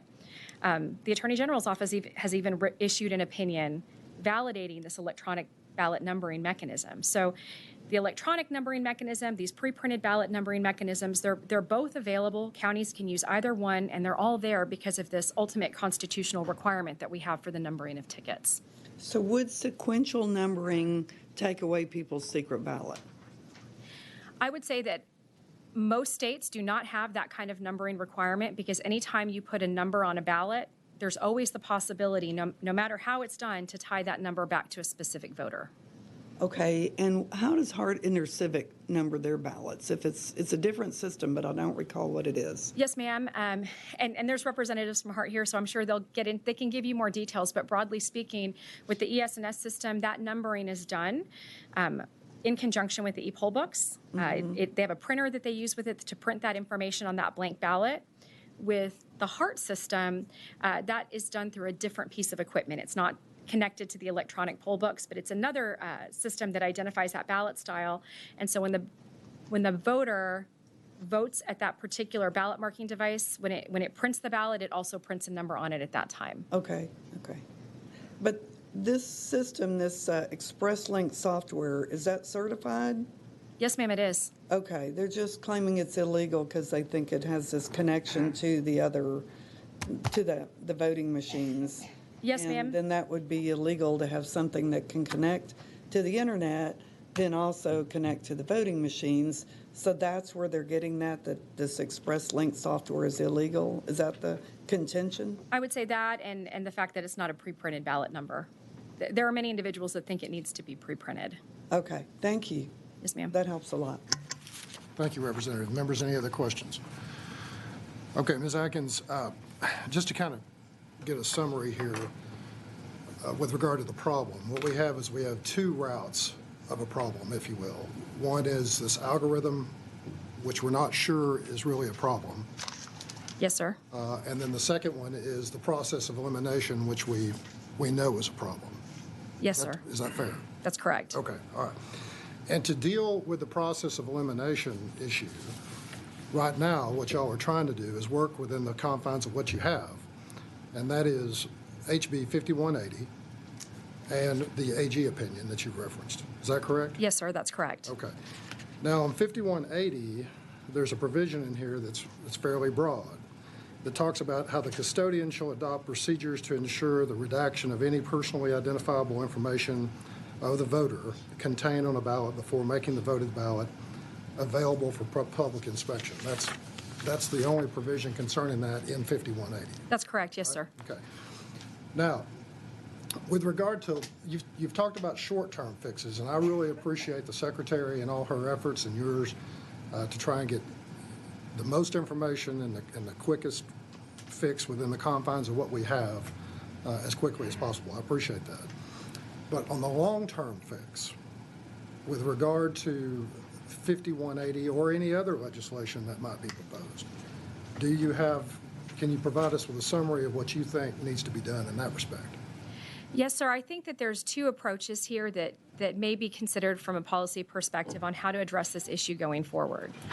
First would be looking at how we draw our precincts in Texas. In Texas, we've got very, very specific laws regarding precincts, population limits, but more importantly, we have very strict restrictions on officer lines, how many different officers can be in a specific precinct. And that has the effect of us sometimes having precincts that have 10 voters in them. And because we have such small precincts, it definitely makes it easier to identify particular voters as voting in a specific precinct, again, in those limited circumstances where we have small turnout elections. So I think thinking about how we draw our precincts, changing the rules, could help address that on the front end and make it less likely that through the process of elimination, you'd be able to identify a particular person's ballot. In addition to that, I think, Representative Capriglione, you made a very valid point about how we report our results and aggregation of results. A lot of jurisdictions, when they identify that the results, the turnout and the numbers are so low that it could reveal how a person voted, they have laws in place that allow them to aggregate that data with other adjoining precincts so that it makes it harder to find an individual ballot. That, combined with maybe restrictions on producing those ballots or producing certain information on those ballots, would help on the back end those other circumstances that can't be fixed through changing the way we draw precincts. Is there anything else that you think needs to be added in legislation, particularly with regard to redaction? I think that that's an interesting question because, again, what we discussed, personally identifiable information, we had a context of what we thought that was, and it means something different in the context of a voted ballot and election records. And so perhaps some additional guidance on how we define personally identifiable information in the context of an election, that it is a little bit different than what I think we traditionally assumed, I think could be beneficial in providing guidance to counties on when they should, in very limited circumstances, redact information. Chairman Burrows has referenced the slow and tedious nature of the discovery process on a civil case. Absolutely correct. If we had this situation going forward and someone discovered that there was a cache of these ballots that were going to be disclosed, I mean, you could go out and get a restraining order and that sort of thing to try and prevent it, but there's delays and there's cost and all of that. Do you think that there is room here in this situation to expand upon whatever criminal laws there are to try and prevent the situation from occurring? We made reference to this earlier, that there are a number of laws that make it a crime to retaliate against a voter, for employers to retaliate against their voters on how they vote. We have crimes on the books regarding bribery and coercion. But we don't have anything that says that the mere act of revealing how somebody voted is in fact a criminal act. Again, it's how you use that information. So that may be a policy consideration that could help to prevent some of the misuse of this information. Okay. Members, any other questions of Ms. Atkins? We have several other witnesses, I believe, to testify on this, and I appreciate you hanging around. My pleasure. Thank you. Thank you. The chair calls Heather Hawthorne from the County and District Clerks Association of Texas.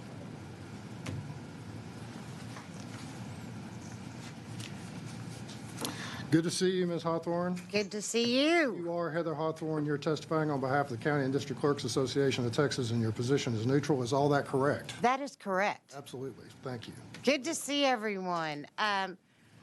First of all, a couple things with the Secretary of State's office. It's been so wonderful that they were given additional FTEs through the budget. So we are seeing that on the local level, on the county elections official side, that having their help is been tremendous. And how about my rock star? Oh, she just left. Okay, my rock star, Tanisha Hudspeth, who is in my neighboring county. I'm in Chambers County, and she's Harris County. And we have worked quite a lot of hours together on getting things back to normal in Harris County. So, ballot secrecy, it's real. Obviously, we need to fix it. We have just come off a runoff election in Chambers County, and it was throughout Harris County as well, a May 28th runoff for a appeals court seat.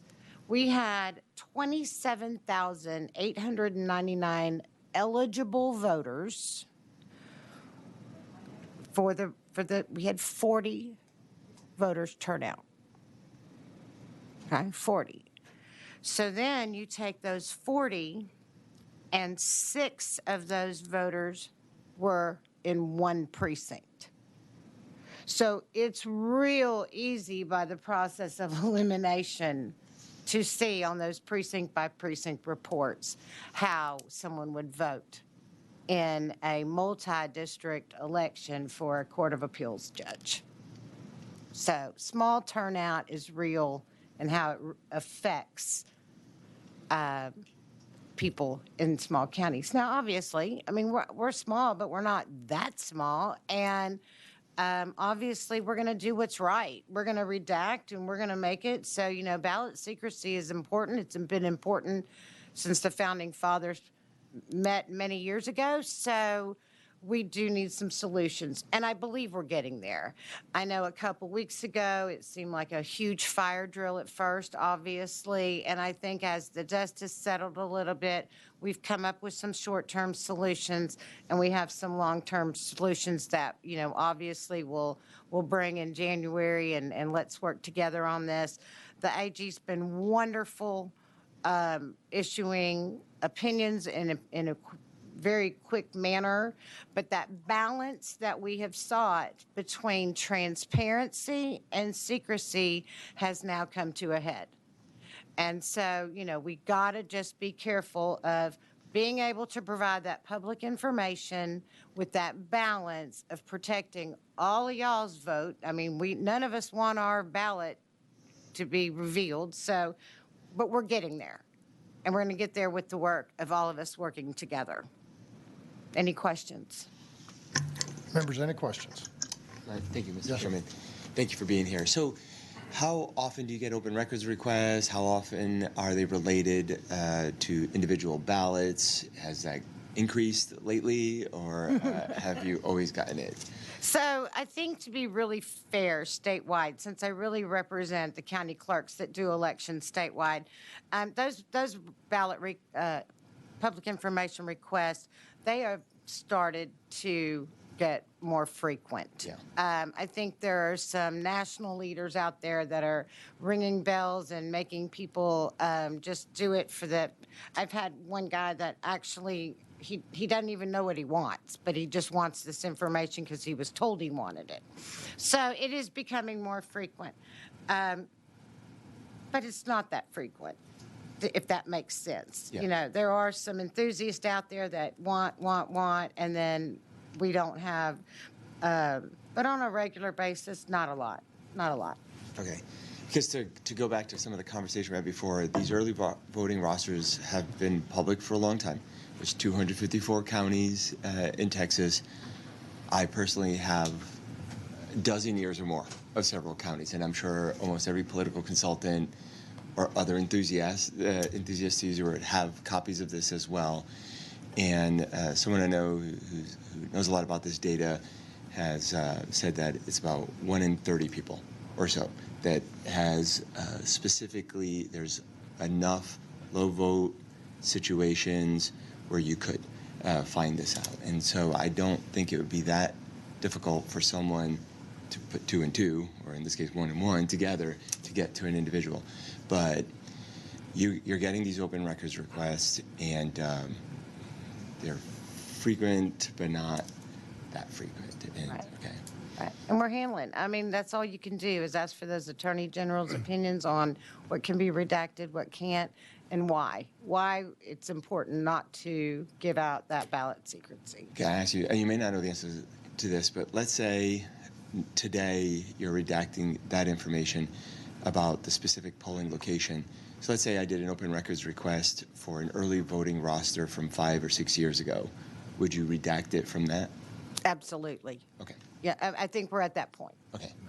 And to answer Representative Swanson's question on, did this have anything to do with countywide voting? The answer is no. We have countywide voting, and those 6 different onesies all came from all over the county because this was a countywide race. So it had nothing to do with countywide voting.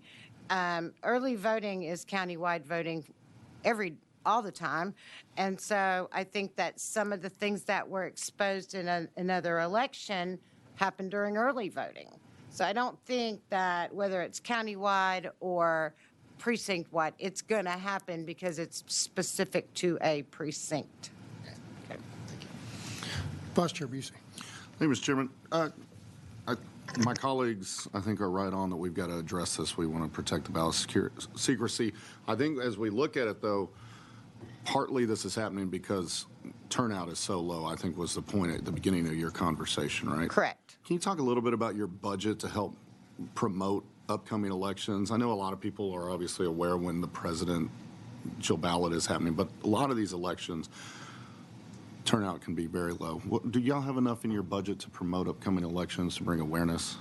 I would say, that Chambers County is kind of different financially because of what industry we have there. But in general, the answer is probably no.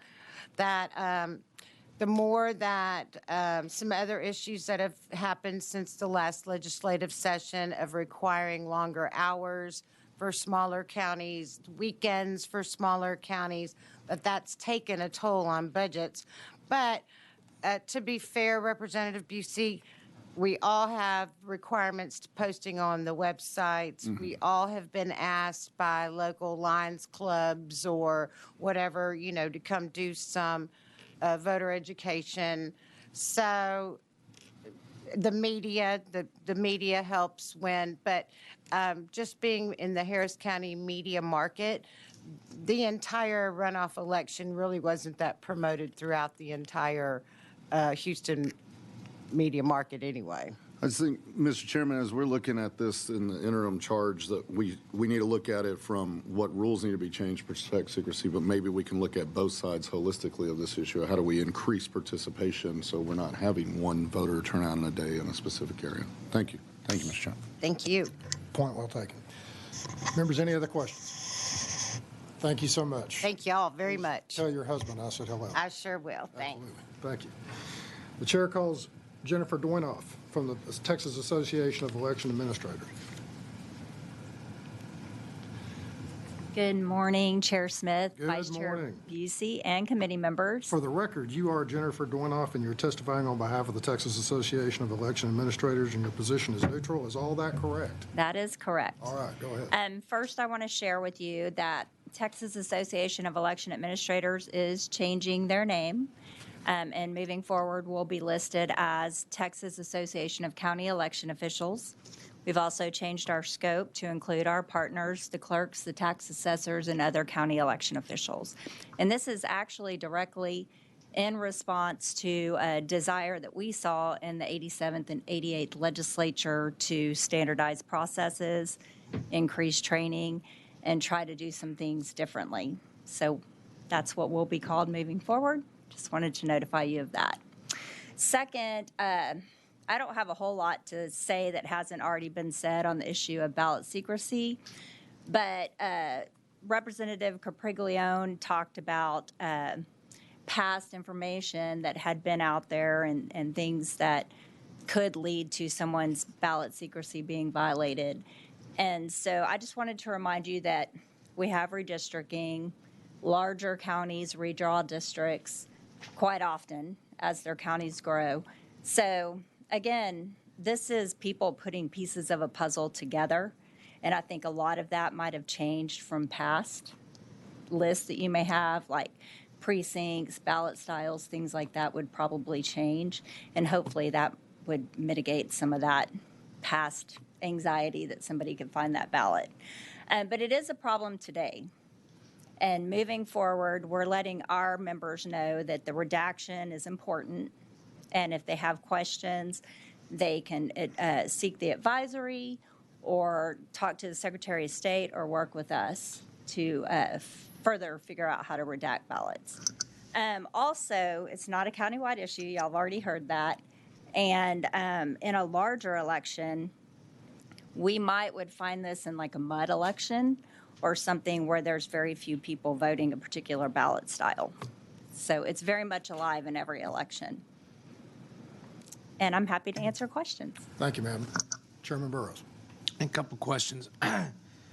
Do you have a sense for what is the threshold number of votes that we need cast in a given population in order for it not to be able to be decoded and demystified? So I don't have a lot of experience with that. I would say I've heard around 20. Okay. 20 votes. So we need a population voting of 20 potentially so that it can't be linked to any one person and it doesn't become out there. Right, because there's a configuration of how many of those 20 were within a certain ballot style or within, because we're looking at ballot styles too, honestly. In Hayes County, we have unincorporated area that may overlap with the local jurisdiction and will have a very specific ballot style.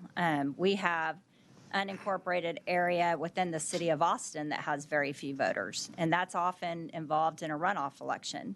And by not linking the ballot to a polling place, we're increasing the population, so that kind of helps. Yes. That's the temporary step. Is there any other technology or anything else out there that you have heard of or anything that helps this take place? I think that's probably a better question for the vendors that are coming up, but I think if we decided to aggregate that reporting, it would take. Well, I was just curious because they're selling you guys if anybody's brought you solutions other than what we've already talked about or visited with you about anything.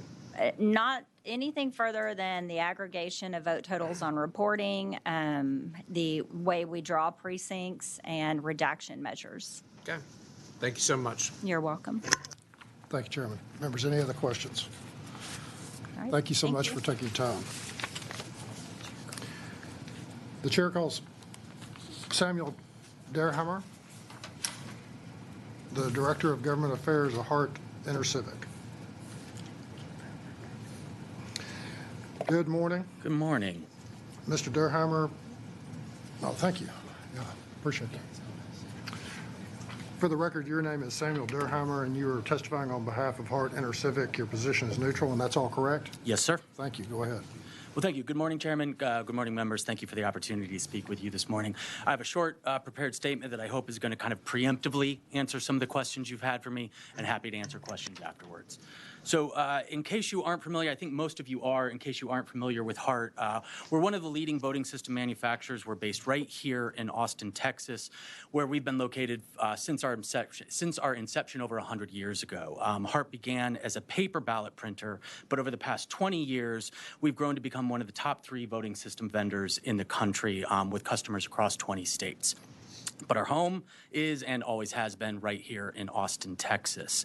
And the election systems we sell are both designed and manufactured just about a 20-minute drive from where you guys sit right now.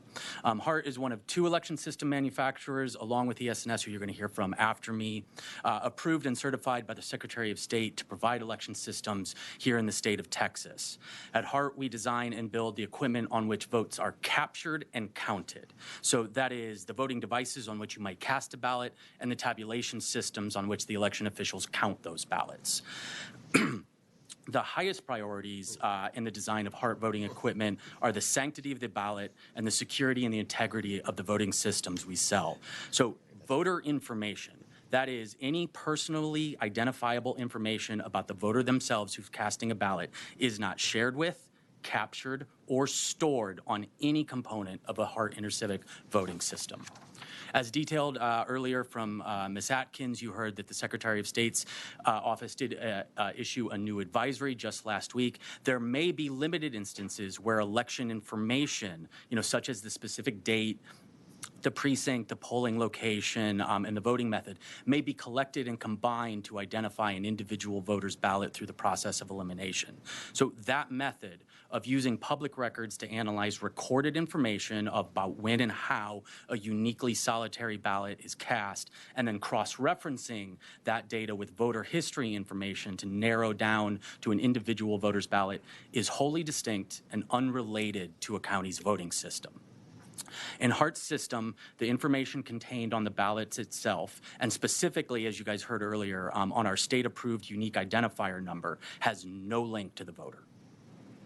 These unique identifiers serve essential purposes. Primarily, they prevent fraud and maintain the integrity of the election by ensuring that a ballot cannot be cast more than one time, while meeting Texas requirements for randomized ballot numbering and preserving the privacy and anonymity of the voter. And I want to drive that point home because I think that's why you have me here in front of you today.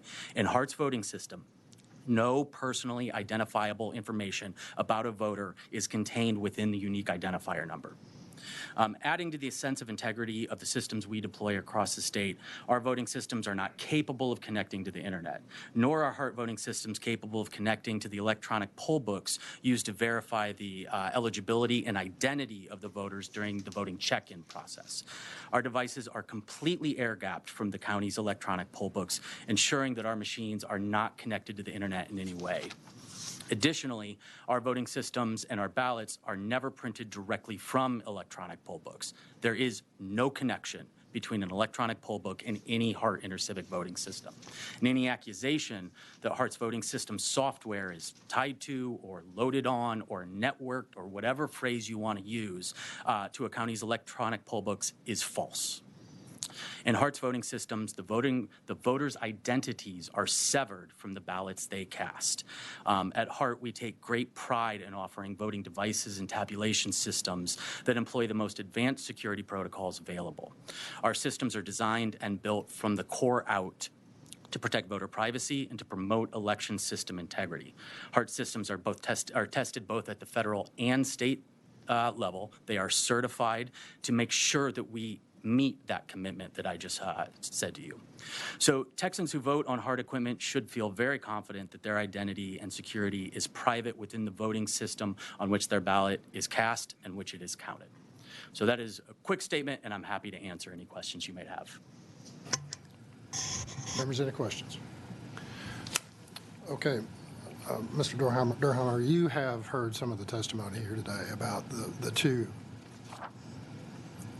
alleged issues that we have on affecting ballot secrecy, okay? Is it possible that a HART system could be compromised through the use of some type of algorithm? It is not possible. Why not? Right.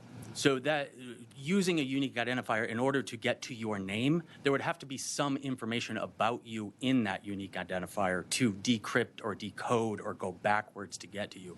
Because that unique identifier does not know who you are, the system does not know who you are, there's no way to trace back to you as an individual voter. Okay. In our system, you're a ballot style. All right. Members, any questions? Representative Dayola. When someone doesn't know a technology very well, they ask questions. Yes. I'm one of those people. Now, your systems are designed not to connect to the internet, and my laptop does so also, but not by design. It just doesn't connect. I digress. When you say that there's no way to connect a unique identifier to an individual, I understand what you're getting at there. What I don't understand, and it may be not for, it may be too complicated or too detailed for this, but when you do get to a unique identifier, can it take you to other information that is not the identity of the individual voter, but information that could be those steps that get you there, like location, precinct, things like that kind of help fill in the gaps that all of a sudden, you're looking at the Rubik's Cube and you got 3 of those, squares done, you got a few more to go. Yeah. If you could answer that for me. Yeah, great question, Representative. And yes, there may be instances where it could be appropriate to redact that unique identifier number because under Texas state law, right, for the randomization of ballot numbers, there are a few requirements. One of them is polling place location. So on its own, you have a ballot from a specific polling place. That is not tied to you as a voter, but when combined with other information from the election itself, specifically from your voting history, that could be one data point that is combined with others that could ultimately help triangulate down to one individual voter. Thank you. Representative Capriglio. Thank you, Mr. Chairman. So just to reset, this unique number is on each ballot that's printed. And it's random, or there's some methodology to doing that. So it's on the ballot. Where else, is there anywhere else where that number is stored besides that ballot? Is it saved anywhere, that number, either the order at which they were released? Is there a data file somewhere that holds those unique numbers? Yeah, there would be on the cast vote record itself, which is stored in a few different places. It is both stored on the machine, it is stored on the removable media that is moved for the counting purposes. So there are some redundant places that it is stored within the voting system. Along with that number, is it a simple file that just has all the numbers, or is there some sort of timestamp that says, hey, at 2:35, this unique number was cast, or at least... The timestamp is not part of that number. There's so no information on this. It's just simply the number that was used, and that number was issued, and it was cast. That is correct. That's all. Yeah. Is it in an order at which it was cast? So in other words, if I have two unique numbers, and let's say my wife and I go in, and she has a number and I have a number, she votes first, on that file is her number first, and then mine's right after? So part of the state law, part of state code, election state code, is a randomization. Okay. So the number itself is actually about 19 digits long, making it very difficult for a poll worker to memorize it. Sure. But the final 8 digits are a random number. But is the order that is placed in that file related at all to the order that I voted? Or we... I believe the answer to that is no. Okay. Let me talk with my engineers. That is maybe perhaps a bit above my level of knowledge, but I will get that information and make sure that I follow up. So I'm just curious, because what I've heard too is that there's a point in when I vote that I sign on some electronic pad, right? That goes and says, and I'm curious if that has a timestamp. I'm just trying to figure out, is there some way to go and figure out at least who voted and when? Because that couldn't it? I mean, if you knew that this person voted. Right. Then... Yes, and that is one reason we do not put timestamps or anything about the specific time that was voted. All right, thank you. Yeah, and to be clear, Hart, and I'm sure you will hear from ES&S too. Like, we offer pre-printed ballots. If a county wants pre-numbered ballots, that is an option they can choose. Okay. Okay, members, any other questions? Thank you, sir. Absolutely. Appreciate Thank you. that. Thank you for your time. Yes, sir. The chair calls Christopher Walshen.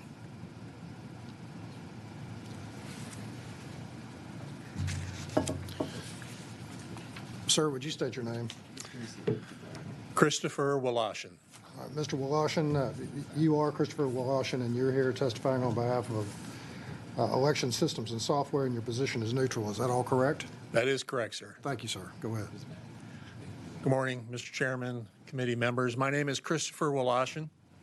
I am a Senior Vice President and Chief Information Security Officer for Election Systems and Software.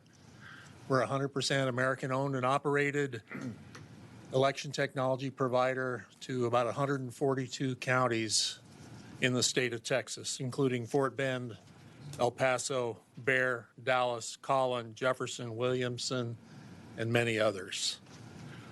I'm here today to share facts with you, to talk about the hardware and software that has been certified for use in Texas that we manufacture, and to answer any questions that you may have.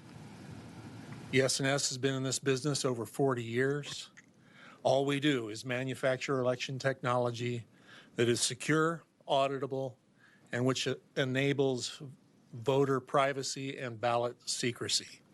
I can state with certainty that ES&S does not produce ballots that can be traced to an individual voter, nor do we print anything on the ballot that can be reverse engineered or subjected to mathematical algorithms that can determine how a voter voted. With that, I am ready to answer any and all questions. Members, any questions? Yes, sir. Thank you for being here. Thank you, Mr. Chairman. We talked about two potential problems or scenarios where personal information, voter identity can be or is alleged to have been compromised. One was the algorithm. I want to put that aside right now. The second is the process of elimination, that sort of data collection, and with a few enough ballots, you can get pretty close. And I'm assuming that that scenario, when that arose just a couple of weeks ago, I think for the first time, or at least more publicly,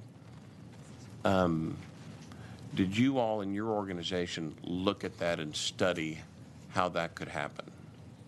Yes, sir. This process of elimination problem of a low voter turnout or a few voters voting in a precinct with a unique ballot style that is discernible from others has been a problem since people have been voting on paper. When a small group of voters vote in a polling location with a unique ballot style and somebody is monitoring maybe their entrance to the polling location, keeping track of the date and time that they came in, and then ask for those ballot images, and it's a small number, the process of elimination does allow for the potential for a voter's choices to be allocated to them. The most recent example that I'm aware of that's been published and that is the subject of part of this hearing is that a voter went to a voting location where he was the only one from his precinct to vote in that vote center.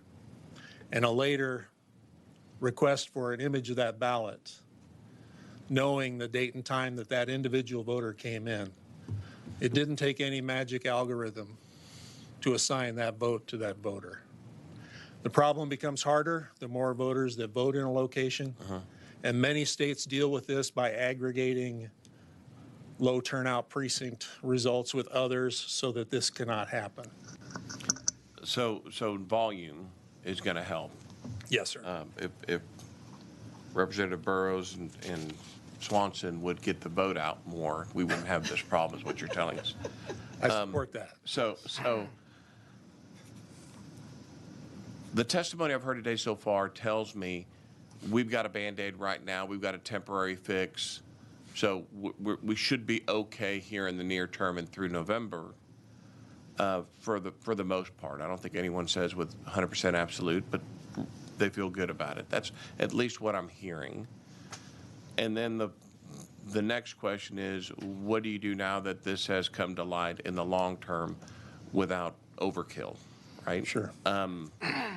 Does that answer lie in the technology or in the process after the ballot's cast? I think it's a little bit of both, sir. First off, I applaud the Secretary of State and the Attorney General's decision to take steps to further protect voter anonymity, voter privacy. That is a good thing. Let me just say that Ms. Adkins and her staff run the most demanding and thorough testing and certification program of any state in the country. And they would not allow, through their testing and certification, a voting system to be approved that had some kind of vulnerability that revealed voter identity. So as Texas laws change or maybe evolve to address this issue, I'm confident that the Secretary of State and Ms. Adkins will take those laws, incorporate them into the testing and certification program, and ES&S will comply with whatever changes that they deem necessary. Thank you. Chairman Burrows. I've got a couple questions. Sir. What's the magic number? How many voters do we need in a population to basically make sure that their information is not going to be revealed? Well, sir, you've heard 20 mentioned. My personal opinion, so if 5 voters in a voting location, there's a 20% chance you can discern how an individual voter, and that chance goes down as the number of voters go up. So what number do you have to be comfortable with? What would you recommend to us? I would recommend that the Secretary of State issue another directive that says in terms of small precinct turnout, that those results be aggregated with other precincts to minimize the risk of this. What do we define as small? Any help on that? My personal opinion would be less than 20. Any Okay. precinct that had less than 20 voters, their results should be aggregated with others. 20 is the number. All right. So, Now I'm on the record. well, I mean, look, you do math, you're security. I mean, I've got no idea what the number is. Yes, sir. Gio might. He understands numbers, but I don't. The algorithm. So, this is out there. People are talking about it. You've assured us that, it's not really a real thing. So here's what I need to know. And maybe you can answer this question, and maybe you don't. You can't. And maybe you don't want to. But I'll just throw it out here. When people ask me, is this algorithm real or not? If I'm going to go tell them no, this is not really there. Do I also have anything to be able to say, well, this is why they're doing this? Is it just for publicity? Is it to harm competition? Is it for something else? Do we have any idea if somebody is making up this algorithm story, do we have any idea why they would be making it up? Sir, we're not a party to that lawsuit. ES&S is not a party. We have seen the lawsuit, but the portions of that lawsuit that describe the algorithm have been redacted or blacked out. And neither the Secretary of State or I have any additional information on that. But to directly answer your question, Yeah. the presence of an algorithm that would discern a voter's choices using publicly available information would not be possible given the current state of testing and certification in the state of Texas.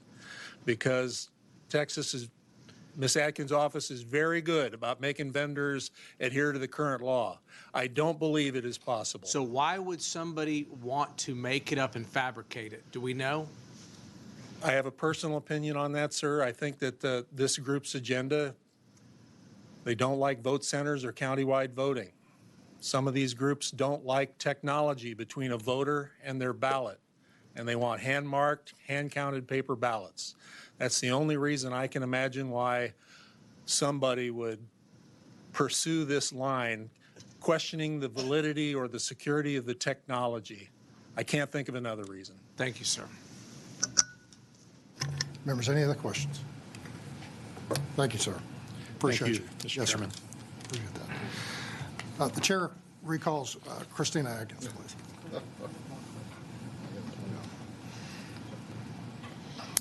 I thought it'd be good to have you back, just in course. case there were any cleanup questions, because we're kind of down here to the end. Yes, sir. But just to make sure we're doing this by the book, you're Christina Atkins. You're here on behalf of the Texas Secretary of State's office, and you're neutral, and that's all correct. Yes, sir, that's correct. Okay. Just heard the question by Chairman Burrows about the magic number. There was some discussion about aggregating precincts. Okay. Do you have an opinion as to the magic number? That's a great question. I think my team is right now, we're researching what other states are doing in this area. There's no need to reinvent the wheel when I think some other states have successfully legislated this issue. I'm seeing 2025 as being kind of one of those threshold numbers, but as we continue to do research in this area, I'm happy to provide that information to you all so we can see what the trends are. Okay. On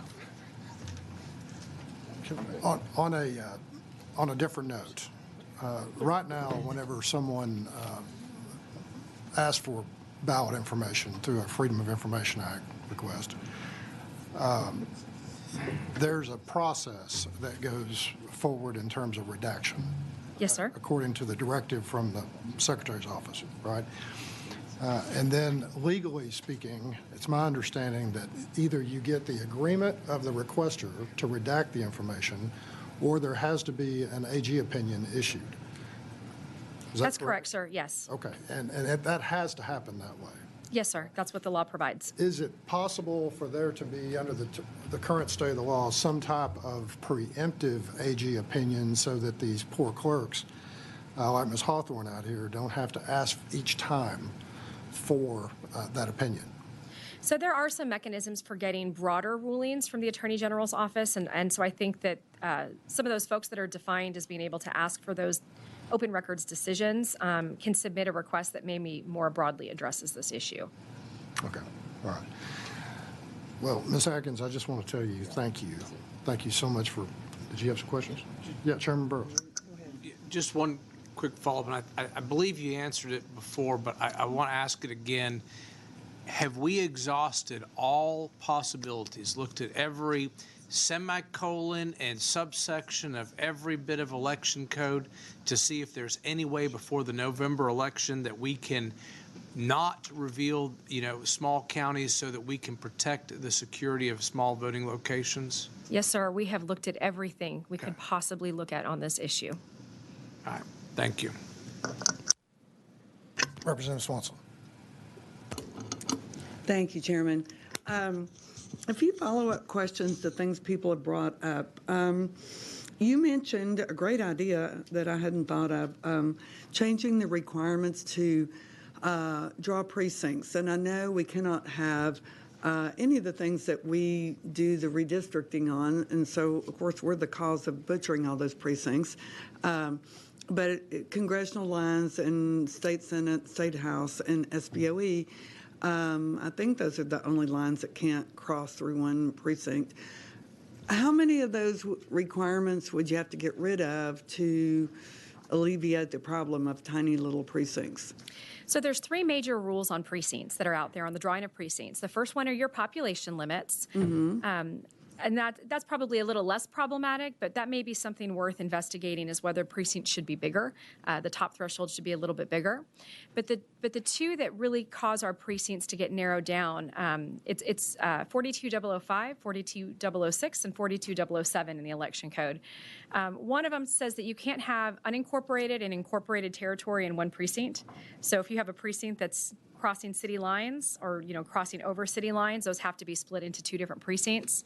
Oh, when did we add that? Because for many years I was the election judge where we had a bunch of trees in the city of Houston, and they would send me booths in case somebody shows up. And I said, unless they claim they live in a tree house, I'm not letting them vote in the city of Houston election. So that must have been changed since then. I can go back. I don't recall the date offhand. And then the other one is what we call the officer line rule. That's how we kind of shorthand it. Okay. And that's where we have you can't have more than one congressional district, more than one state Senate district. Right. And it, a number of years back, it used to actually include, you couldn't have more than one, if you have a city broken up into wards or districts, more than one single member district. And that made the precincts really, really small. That provision was repealed, and that helped a little bit. But as our population has grown in Texas and, the nature of redistricting, your precincts get smaller every round of redistricting. That's just what happens in the redistricting process.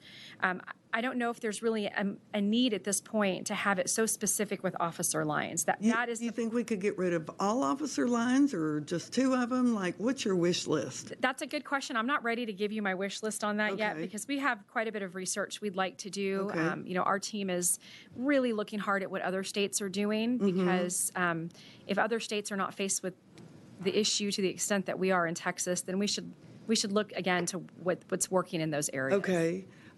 So a different question I have is, you referred to the law either requiring or allowing small precincts results to be aggregated with a nearby precinct, but then sometimes it sounds like that's not the law. So help me figure this out. Is it allowed or it's required or not? It is not. Right now in Texas law, we don't have anything that allows you to aggregate the results from a small precinct with a greater election or with a neighboring precinct. Oh, I thought you did mention that could be done. Okay, so I have heard of that before, so it's not a thing. It's No, ma'am. not a law. It's not in Texas. Another question is, okay, if you're wanting people like the county clerks to redact this information before sending it out, that would seem to indicate that anybody in their office could look it up all they want and see how everybody voted. Is that true?